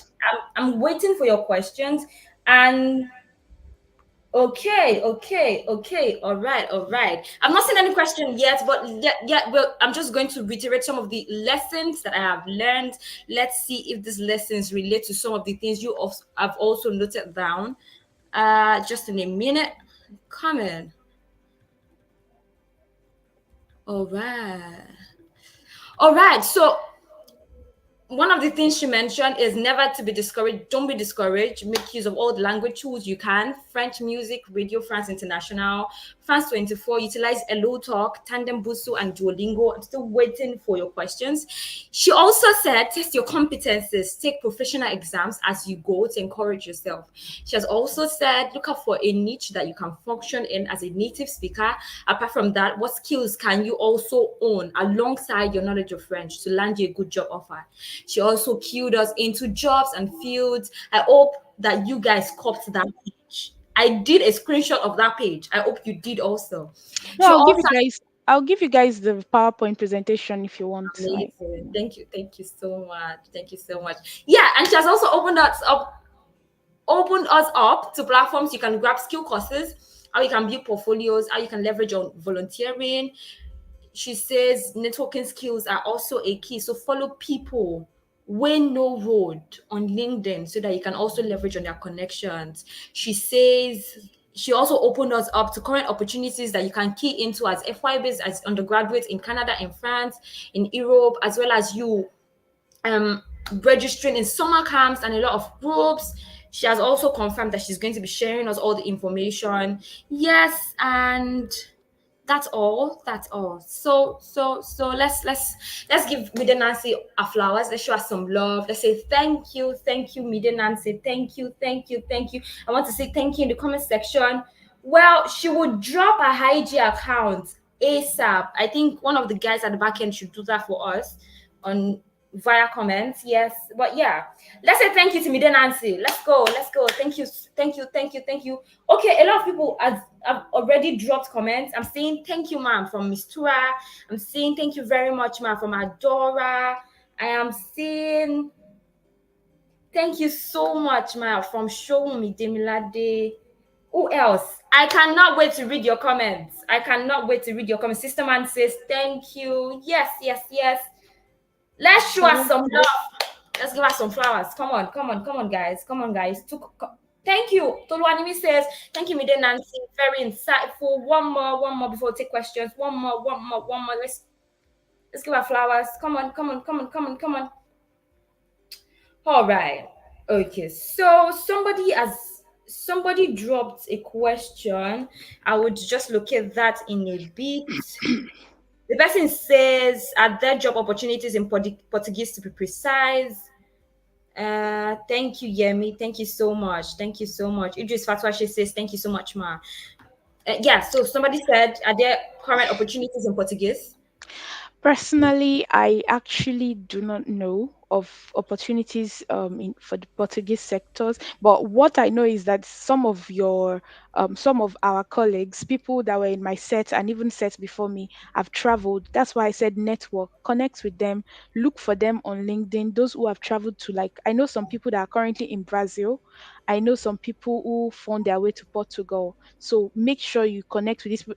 Even US. I know of some of our recent people who have gone from the Portuguese section, the sector or section. They've gone to the US on fully funded scholarships. So connect with these people, ask questions. I mean, it's not about going to go and ask them question every day because our lives here is not the easiest. So, but ask questions, follow up, and try to just see what they're doing because I can't know everything, unfortunately. Thank you so much. Someone else says that are there DELF exams only for French students? There are DELF exams of French, and then for the Germans, there are the Goethe certificates that you have to do. It's also like A1 to C1 in Nigeria. So I know lots of like my colleagues and lots of even people who are not necessarily in my set who had the Goethe certificates before they traveled out of the country because they are very important as well for the old DAD scholarship, the old house building, everything. You need the Goethe certificate. So yeah. Okay, one last question. Somebody says that if I'm already at the verge of giving up with language and my result in school is already bad, how do you think I can help myself to garner these opportunities in language? Already at the verge of giving up with language and my result in school is already bad. That's why I mentioned skills. What else can you do? What else do you think are your competencies? Do you find yourself in leadership positions? What else? There are people that came to France or went to the US with a third class, and that's because they have other things that the school was looking for. Certifications in other fields that interest the university. They have lots of other things they've gathered. So make sure you are gathering other things. If your academic result is not the best, make sure something else is strong. Maybe you're volunteering or internships here and there. Do not be afraid to take non-paid internships. One day you will get the paid internship and you will not regret it. One thing I forgot to mention is that I also have people, because I don't know if there are people who are not foreign language students that like decided to also attend this webinar. I have friends, like personal friends, that didn't study like French or German or Portuguese, but after school they started their language learning journey, and now they're like in several countries of the world because of that language that they decided to learn. My friend personally did like the B2 exam like twice and failed, and did it again and passed, and that's how she was able to find her way out of Nigeria. So do not hesitate. If you are not even French or German or Portuguese students and you are here, do not hesitate to go outside and find ways of learning that language. It's always a plus. So it's a plus. You need something else that will be the main thing. All right. Thank you so much. Thank You're you for welcome. honoring us with this insight. Thank you so, You're so welcome. much. Thank you. You're All welcome. right. Yeah. So, in a minute, I want to draw attention to our past presidents. These are very important people to us. These guys were exemplary fathers then, and they are still our exemplary fathers now. They've led us into achieving great successes.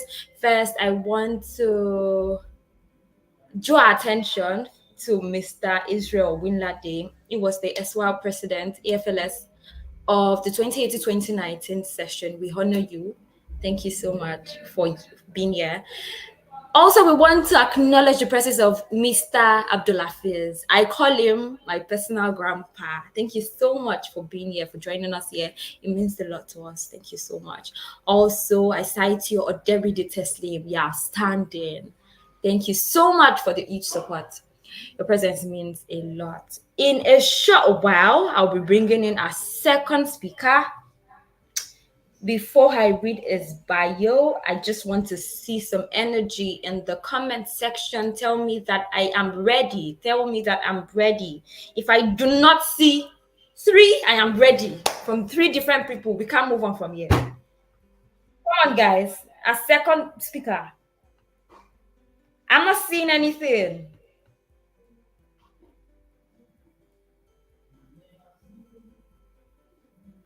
Okay, nice. It's rolling in. You guys are amazing. All right, I'll proceed to read his bio quickly. His name is Johnson Ogunrinde. Is a graduate of Obafemi Awolowo University Ile-Ife, where he studied Dutch House Fremsprach German Studies. In 2019, I murdered it. I know, I'm so sorry. In 2019, he moved to Germany to pursue a 3-year nursing program and became a certified nurse. All right. After graduation, he specialized in intensive care and now works as a care expert in and out of clinic intensive care and ventilation. He will be leading us in the topic LinguaHealth, developing or devolving barriers in healthcare. Can I see some energy in the room? Please, let's bring up Mr. Johnson Ogunrinde. All Hi guys, right. good evening. Such an honor to see you. Such an honor to meet you. Thank you so, so much for joining us. Take it away. Good evening, everyone. Like you said, my name is Johnson, and I'm here to tell you guys or discuss with you about the opportunities in the healthcare, even though you study the language, foreign language. Like you said, I studied German as a foreign language, and I graduated 2017 or Okay, I will start. I'm sorry, guys. I didn't prepare a fancy PowerPoint like Mide. Mide actually did a good work. I listened to her through and I was really amazed with the level of information she gathered. I shout out to Mide for that. But let me bring out something. I did a jotting and sorry, I'm not used to this video thing. I'm trying to see how I can actually present my jottings here. Oh God. Put down here. Okay. Sorry, I'm trying to look for where to actually share my screen.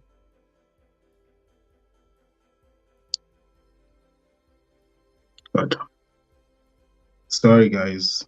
I'm supposed to click on present, right? Anyways, let me start. Find it out. I don't let me waste the time. So I would like to start with how I transitioned from being a PhD German graduate into a nursing, how I started my nursing career. When I was in 300, when I was in 400 level, I knew nothing about maybe I could become a nurse or anything. I was just studying German, enjoying the German. If they asked us, what would you like to become or what would you like to do after graduation? The consolation was just to work at the embassy or find something to do. We just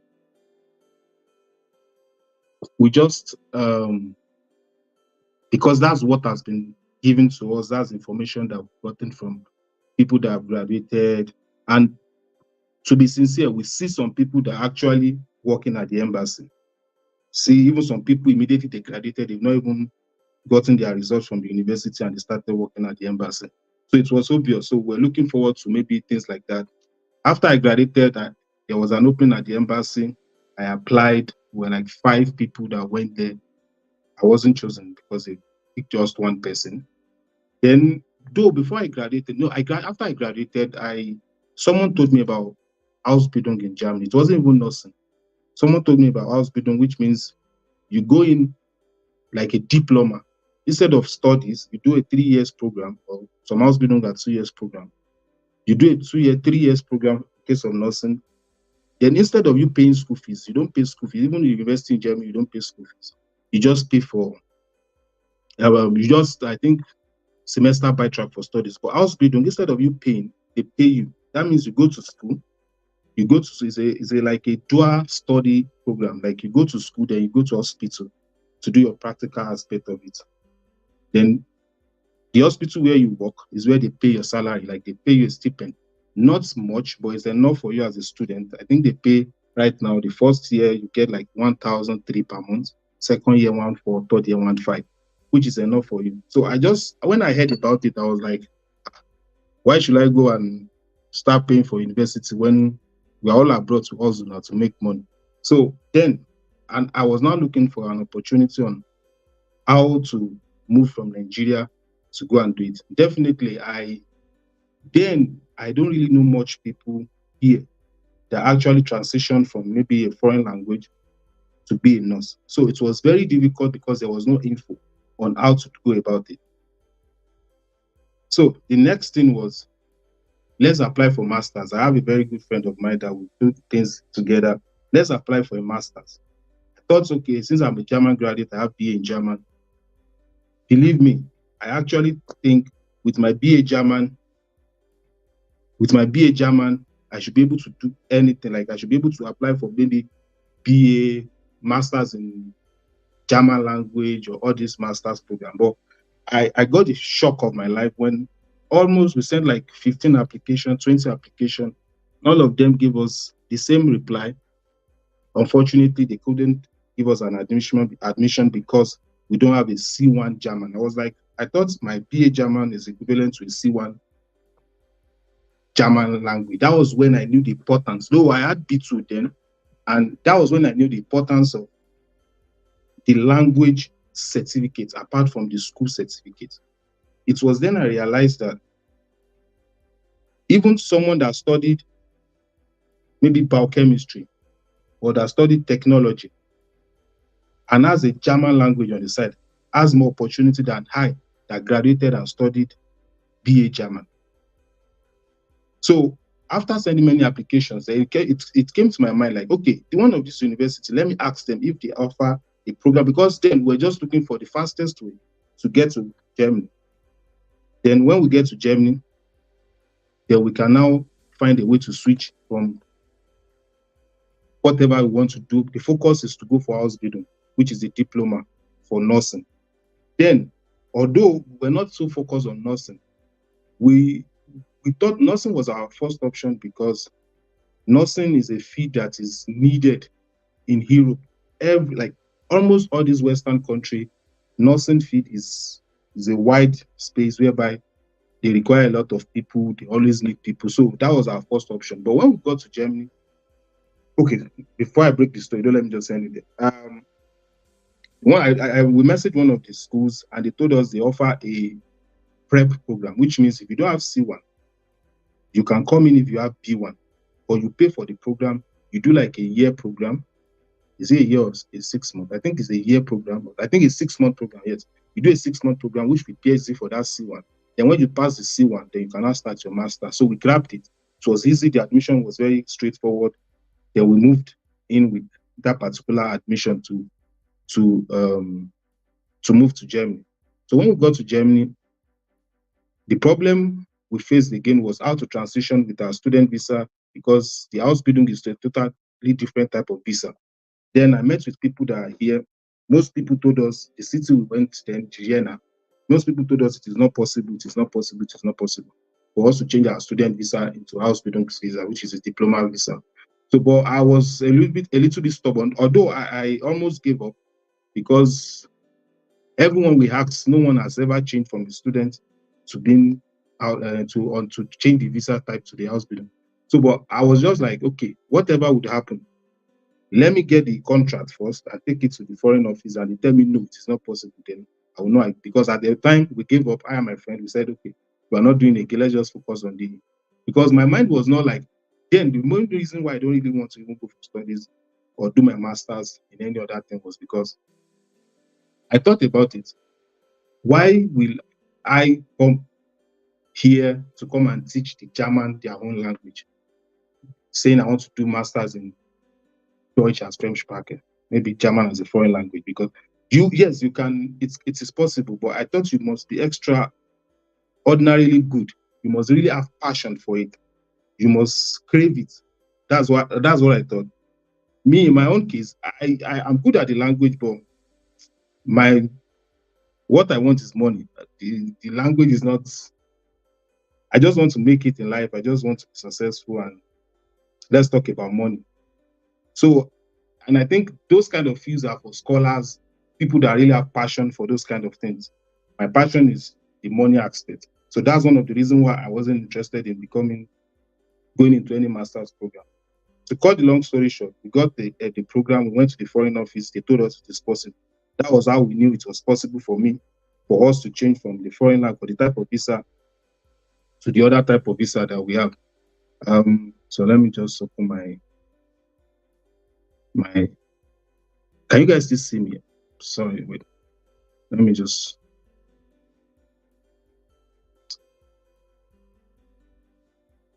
I'll just bring it on the side so I can see my slide. Good. So let's talk about the healthcare system. Anybody can actually break into the healthcare system. The point is, what you just need to know at first is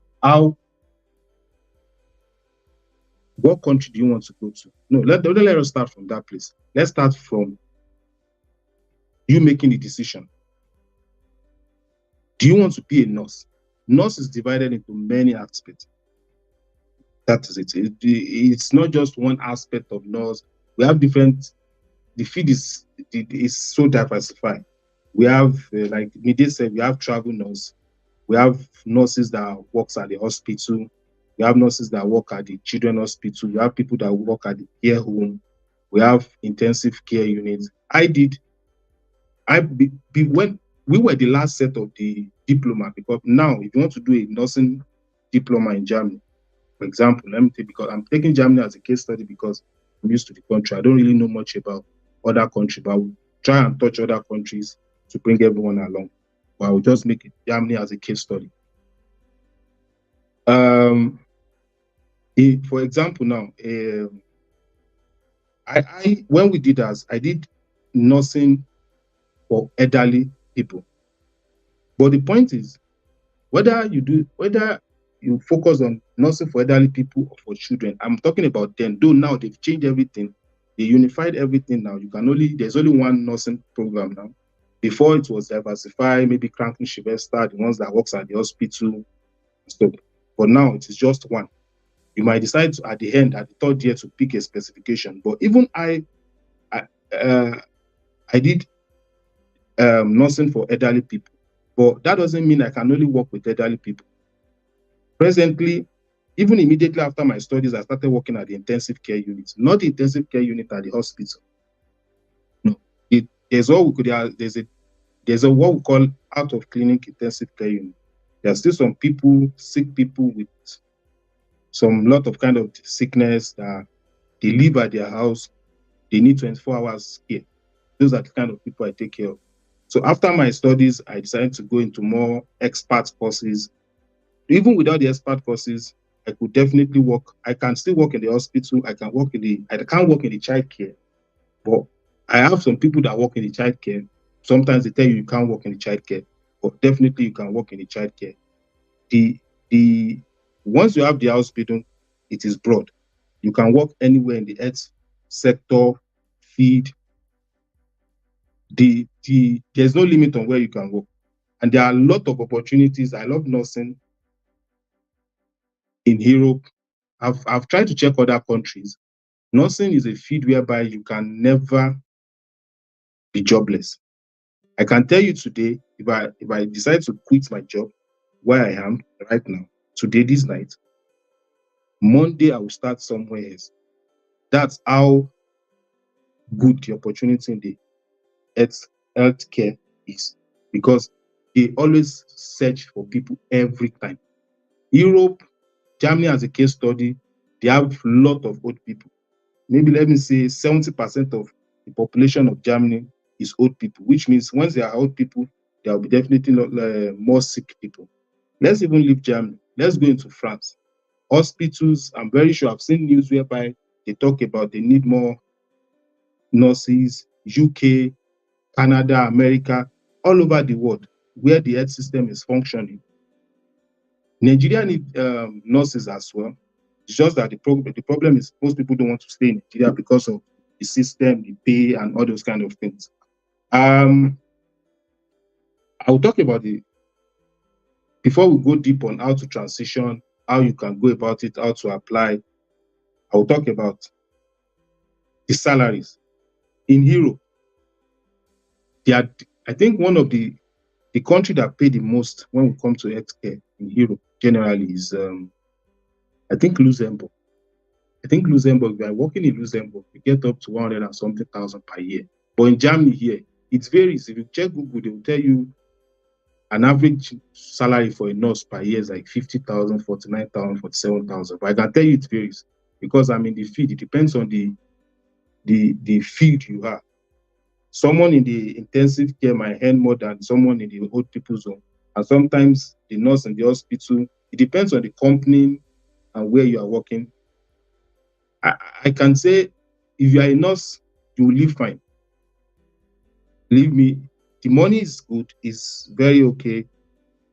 You will survive. It's not even survive. You can live fine with it. You just need to know exactly where to work and how to start, where to work, and connect with people that will tell you where to look for good companies. So let's talk about the requirements. If you want to break into healthcare, how do you start? I gave my self as an example on how I started, but there are other ways you could start, because then I didn't know anything.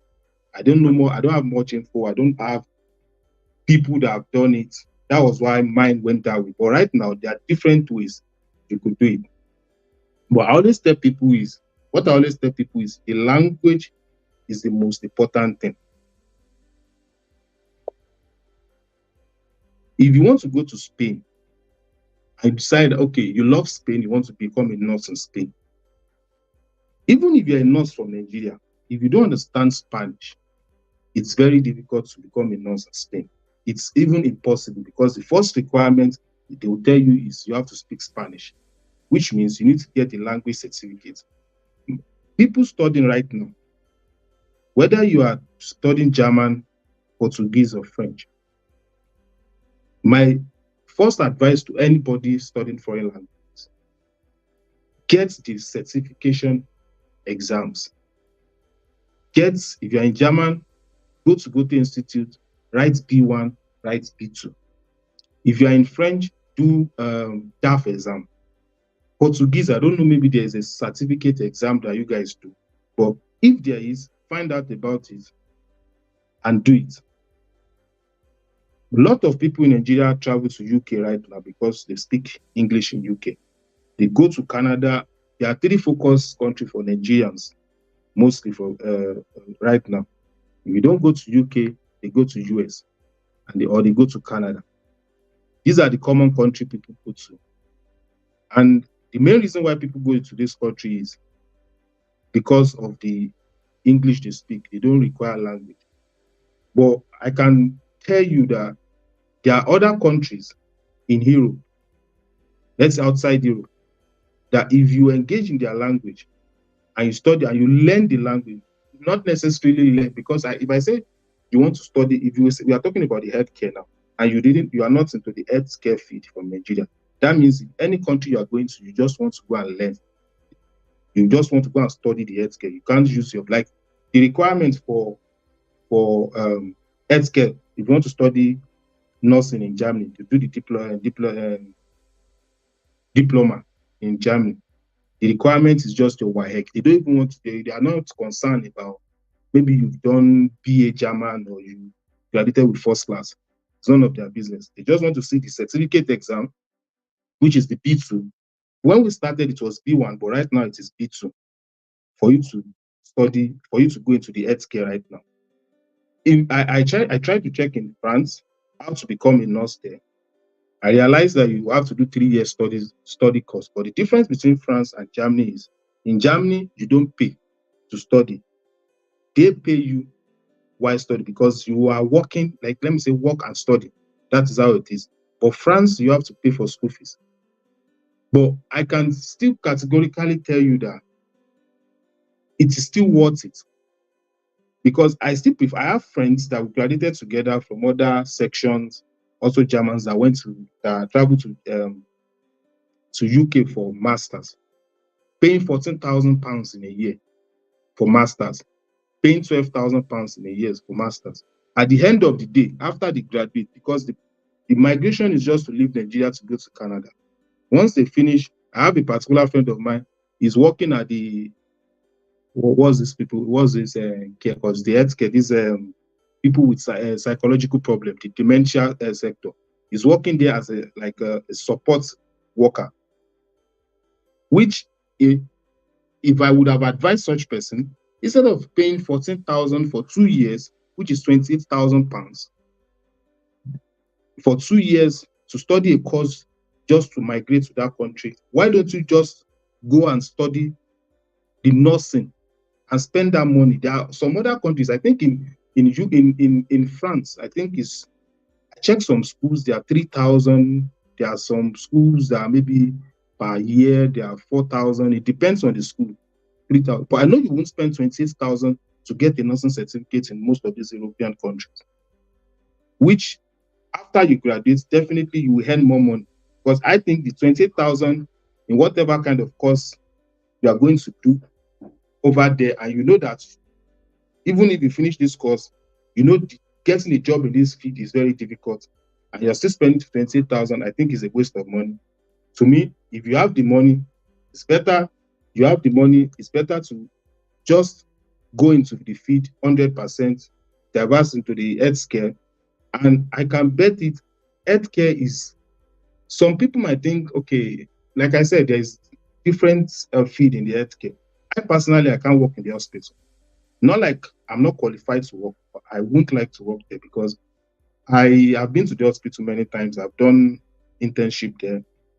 There's no resting time. my specification, there are some people that love it. Yeah, you can learn a lot of things.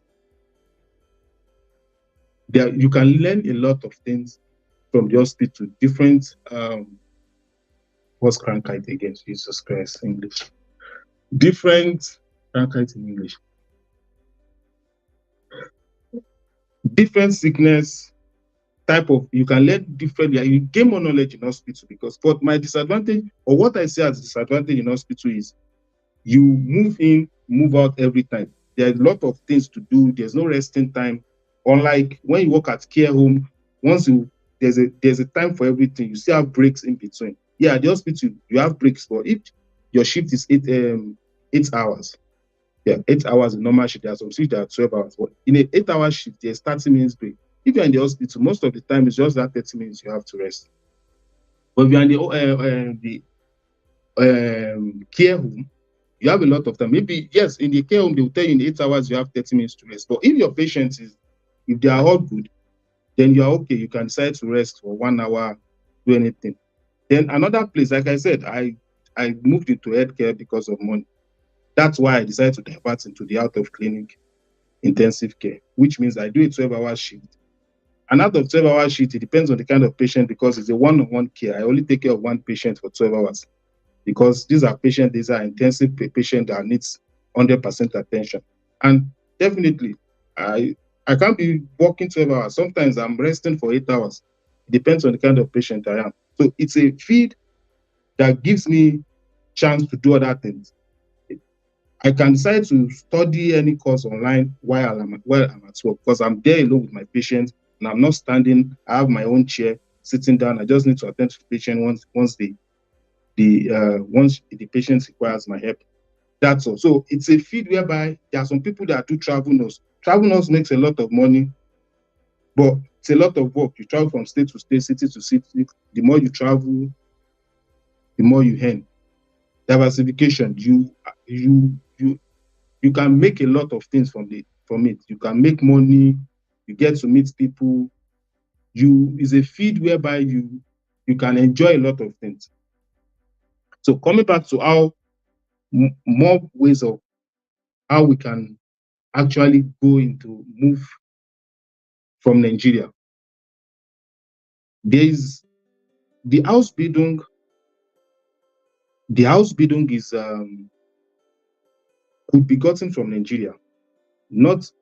I will start with Germany, then I will talk about other countries. If you want to become a nurse in Germany, it's not necessarily you have to come as a student like we can. You can do a voluntary work, which we call FSJ in Germany, or BFD, which is the Freiwilligendienst on Bundesfreiwilligendienst.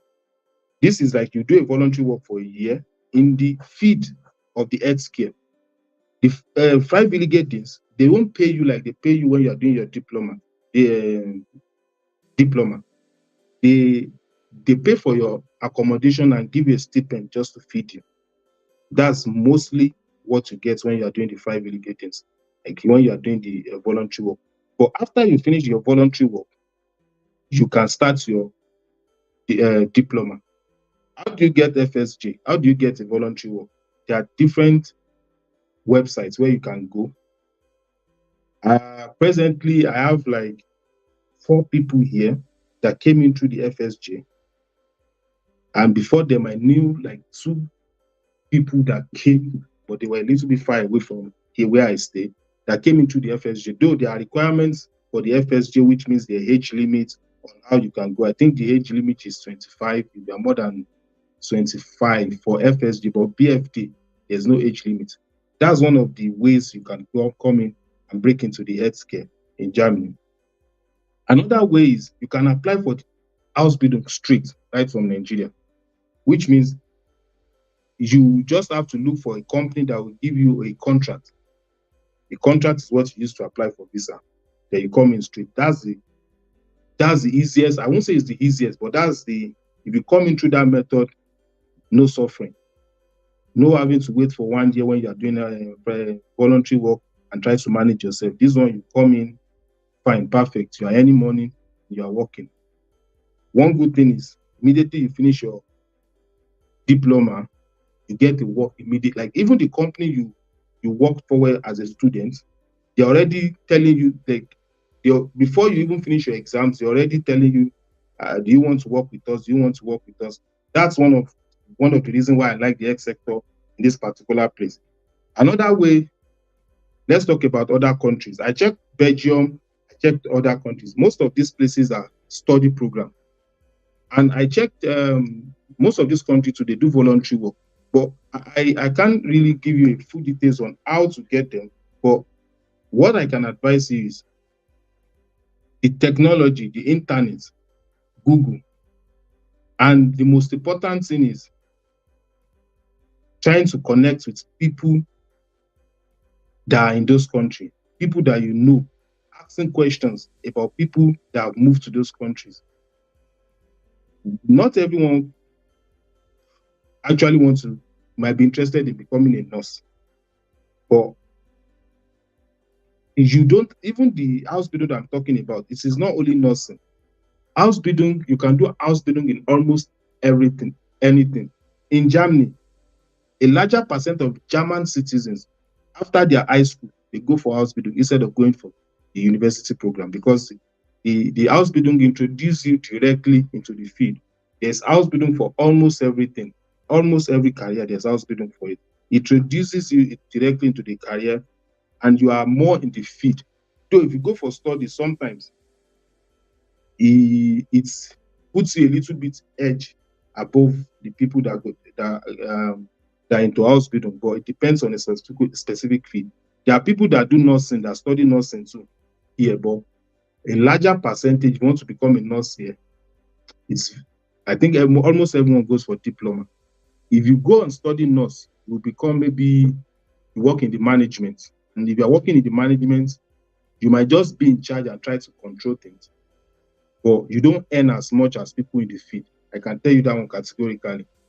There was a time I was interested in doing maybe like a advanced course to become like maybe a PDL, call it Pflegedienstleiter, like the person in charge of the care manager or something like that. But I realized that when I did my research, the money they will be earning is not even as much as what I'm earning, because I work in shift and I get shift bonuses and stuff like that.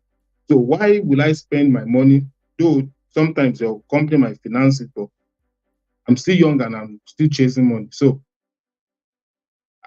I personally, like I said right from the beginning, my motivation right from time is the money I'm trying to make. So that's why I personally did not go into that field. Talking about other countries, the first thing is getting to know the requirements after making your decision. Getting to know the requirement that you need for that particular country you want to go. You need to make a decision of where you want to go, the requirements. That's the motivation. And the first thing about the requirement is the language. Like I said, for Germany, it is a B2. If you want to come in for house building directly from Nigeria. If you want to, for France, you have to have the DAF too. I think I checked that as well. And I checked Belgium, because there are some places in Belgium that they speak French as well. I tried to check for Portugal. Is a study too. I think the Portugal one, I think, is a 3 or 4 year program. But obviously, you have to speak Portuguese. Now, the point is, I don't know, maybe there's a Portuguese exam, certificate exam that you need to do for you to meet up. Like I know when you're learning a language, there's an exam to put you on a level of where the exam is. So I don't really know much about Portuguese. Maybe there's a grader that grades the level you are. Obviously, you need to meet the most important thing is the language. Without the language, it's impossible. Now, I talked about the language. Then, after diversifying or analyzing the country you want to go into, and you have the language requirement, look into the other documents that is required. If you want to go for bachelor, you need to analyze what particular documents they want you to get. Like I said, Germany now, for house building, they want to become a nurse. After you have your B2, you need your WAEC certificate. So you need to do Anekenuk. Now, the point is now, what's Anekenuk in English again? Recognition. I think recognition. English is bad. You need to. What's Anekenuk? She says she doesn't even know Anekenuk. You need to do a recognition, recognition. You need to do a recognition of your certificates, which means our WAEC is what they need. But sometimes the schools might not understand because they speak English. Sorry, they speak German. They might not understand the level of that WAEC. So you need to do a recognition to align it to what kind of level is it here. Here we call it Anekeno, but WAEC is what they need. Once you do all those kind of things, you move into, okay, maybe your CV, some places might need you to get a reference, but it is not always necessary. Then another way is there are some people here already that have connections to some schools that give foreigners. I know someone personally that helps people. It's not 100%, but I know he has helped a lot of people. But the first thing is the language. Once you have the language, whether you study German or you study French or anything, you can come in. Once you have the language, you can get to a contract. And once you get the contract, you are good to go. The next thing is to face the embassy. The embassy also has their own, when it comes to Germany, though the waiting period and things like that is really affecting a lot of things, but it is possible. Now, let's talk about the scholarships. I try to look into scholarships in other countries apart from Germany, so that it won't be as if it's just Germany and Germany alone I talked about. I checked for France. I saw there's a website, I think Midi mentioned it the other time, Campus France. I think from this Campus France, you can see universities and courses, and under the universities, you can see universities that offers maybe the program you want to pick, maybe there's a scholarship attached to it, which you can actually take advantage of. Like I said, always use the internet to research. Just type in anything close to what you want to do. Ask question. Make it like the dumbest question. Just write it there. Apart from internet, meet up. You don't need to meet actually. Contact people that are in those countries, people that are in those fields. Best way to make things easier is if you want to go into a particular field, find someone that has done that particular thing, who is into that particular field, that will coach you on how to do it. Like I am in Germany right now, I'm into the healthcare. If someone asks me about the healthcare, how to go about, I can give it details of how the person is going to do it. And for other people, maybe Portuguese students or people outside the Department of Foreign Languages, thinking of, okay, maybe they are discouraged of, maybe the B2 is too long or something. B2, if you are serious, it only takes you a year of intensive learning to get your B2. And you making a decision to learn a language to that point of B2 within a year, it's a decision I would say you will never regret. Because I personally, I never regret switching from the field of foreign languages where I am, where I studied, diversifying into the healthcare. I have people here that came in for masters, they finished their masters. This person studied German as well, and he came in, he did masters in European studies, and after the masters, he started doing the diploma in healthcare. Why did this person decide to change? Because after finishing, he realized it's a bit difficult. I'm not saying there won't be a job. Definitely, there's always a job somewhere.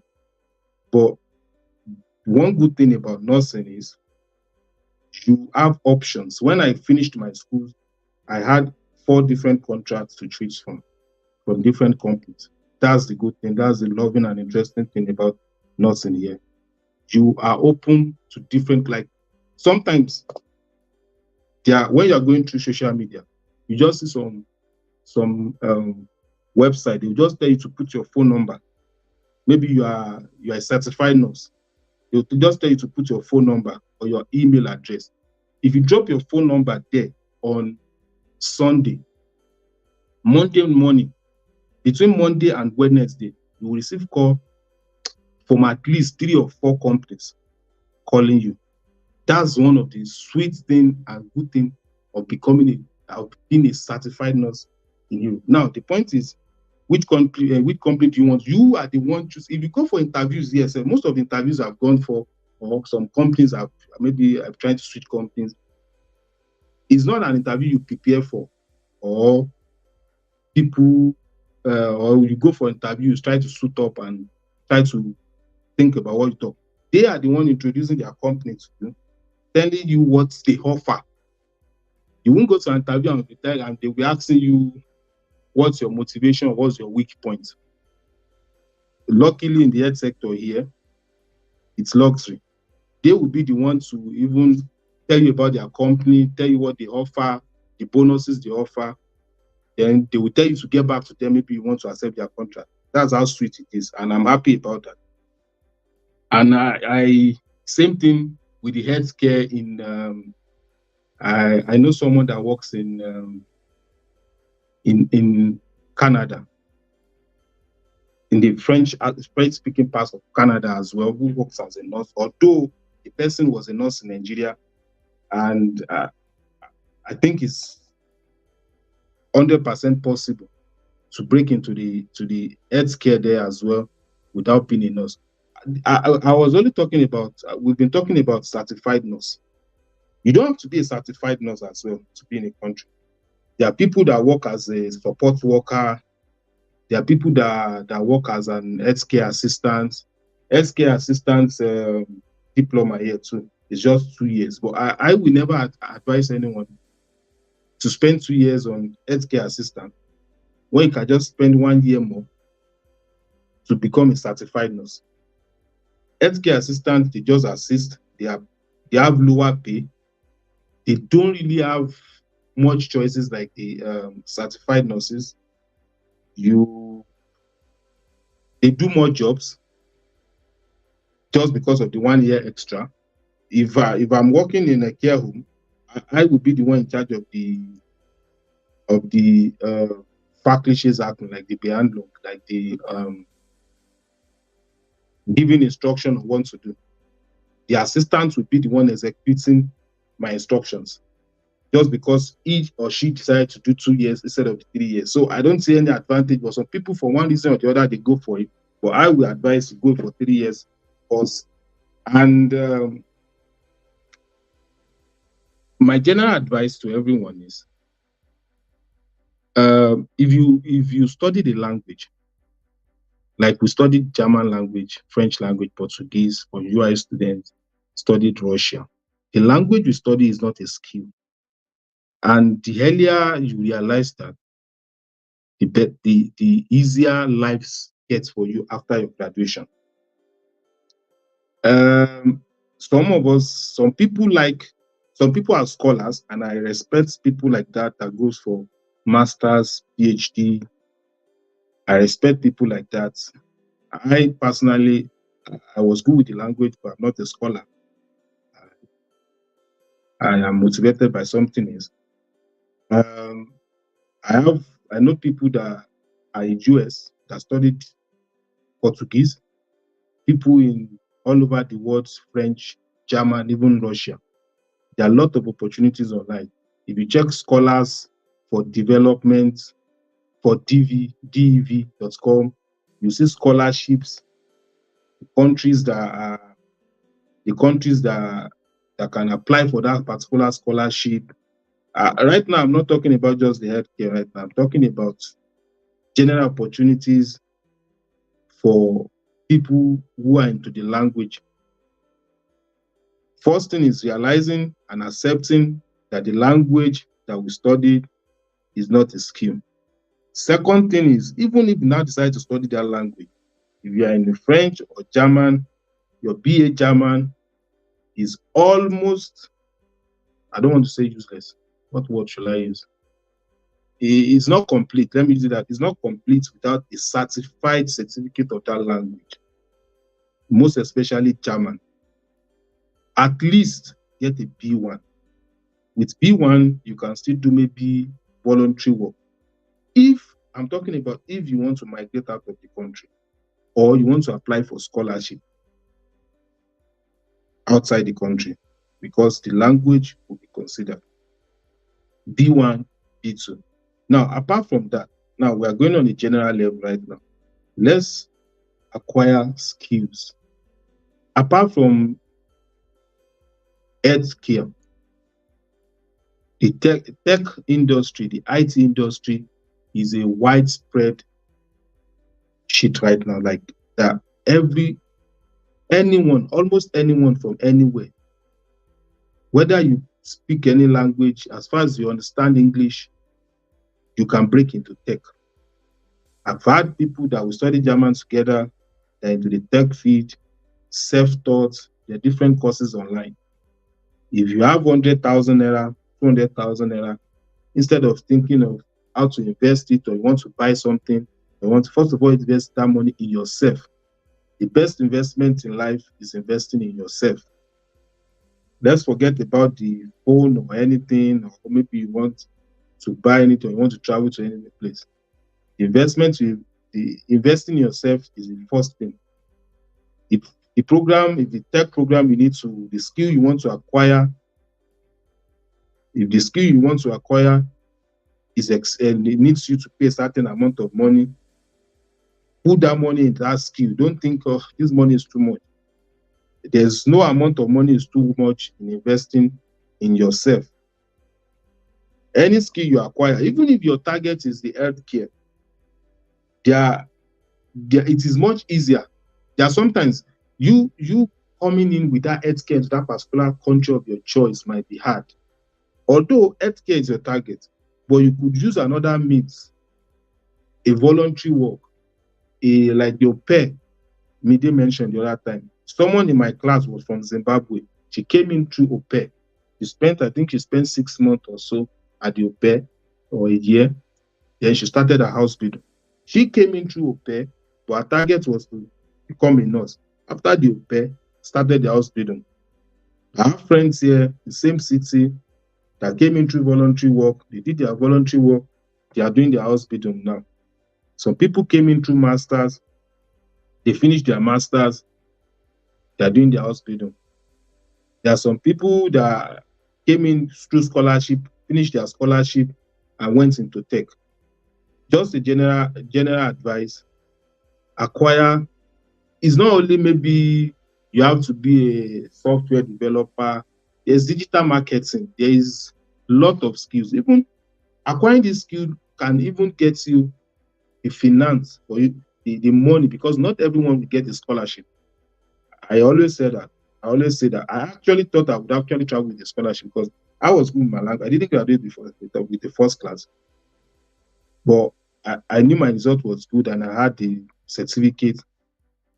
But I knew if I had applied for a scholarship, I'm speaking for myself. I'm not saying scholarship is bad. Scholarship is a sweet and enjoyable thing. You don't need to go abroad and be struggling to. You just take your time and study and collecting free money.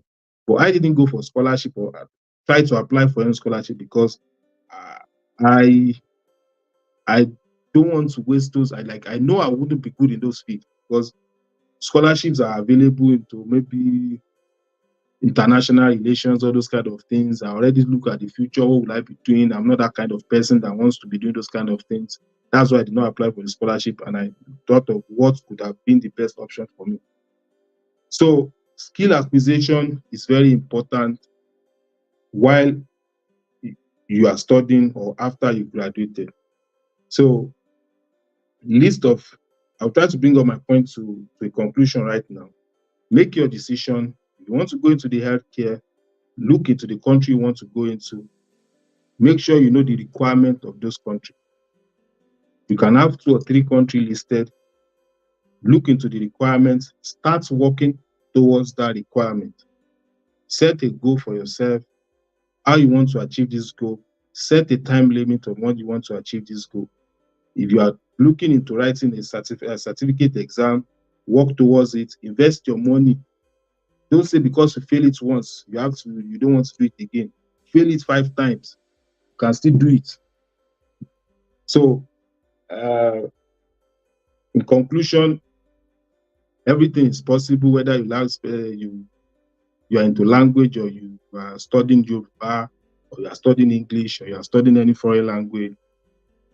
Set your targets, check into the requirements, ask questions, check the internet, do your research, work towards that particular goal, and set it.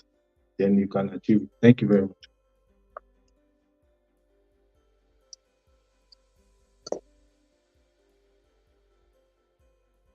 Wow. Wow.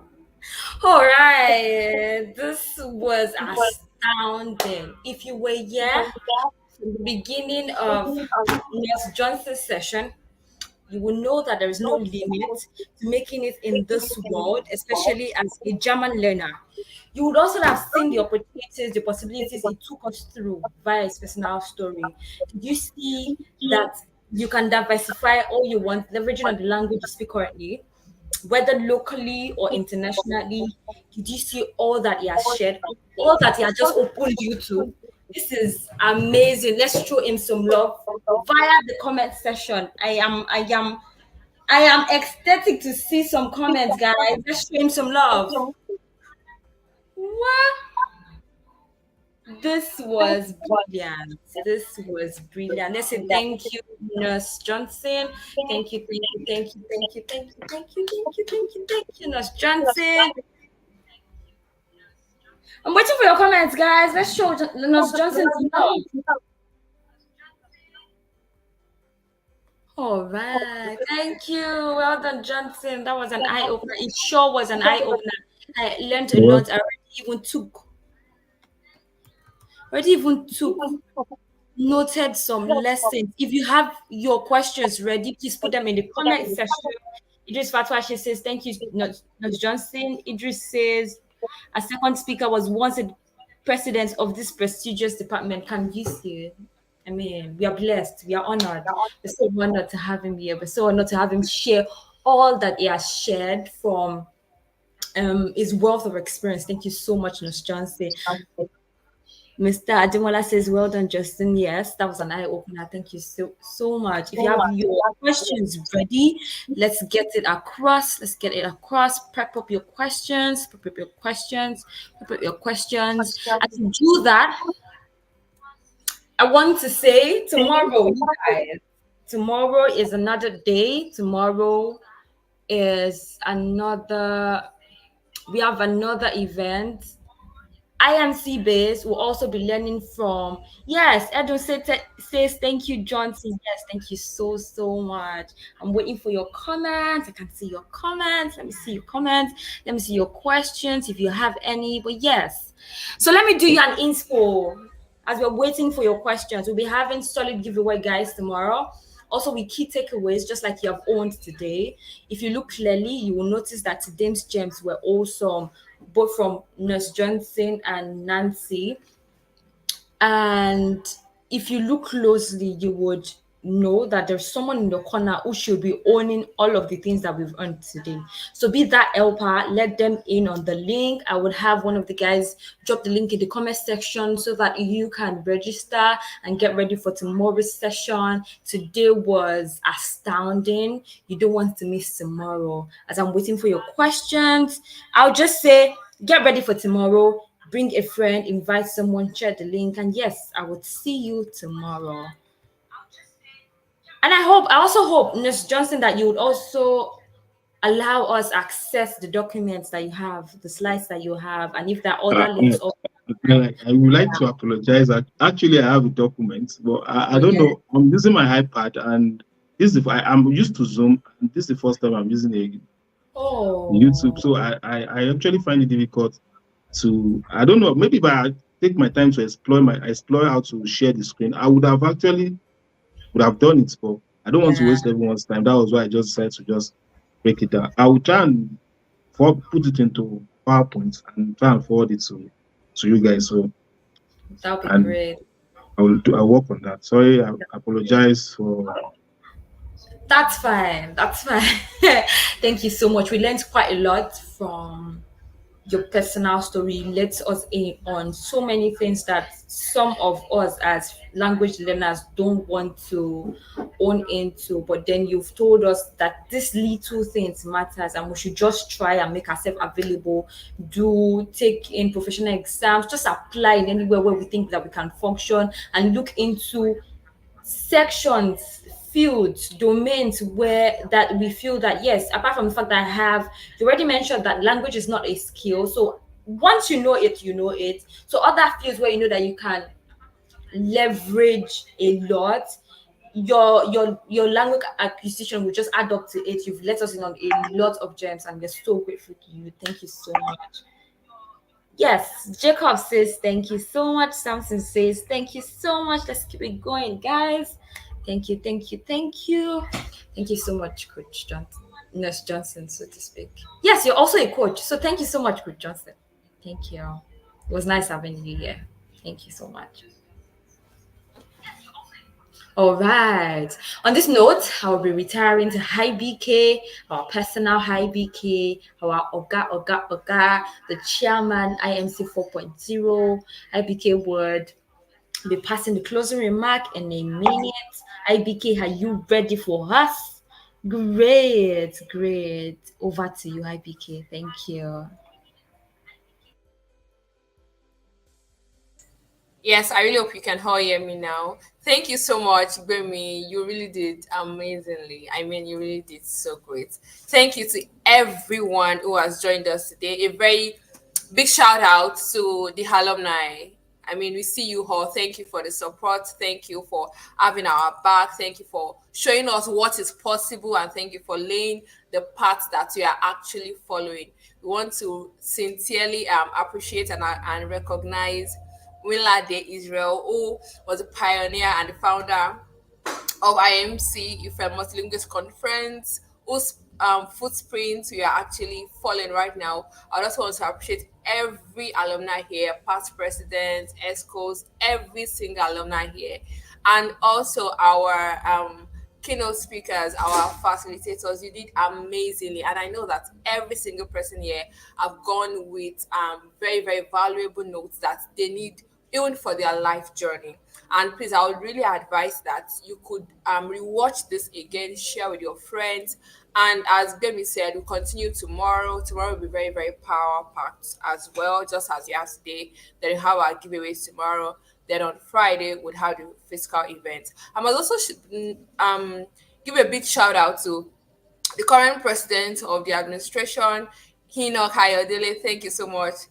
It's been a long way coming, and thank you so much for the support throughout. I must also acknowledge all committee members. You are so, so amazing. This wouldn't have been possible without you all. Thank you so much for joining, everyone, every foreign language student, every OAU student, every non-OAU students, every alumni, every guest that is here. We really, really appreciate you. Please ensure that I share the link to your friends so that they can also join tomorrow.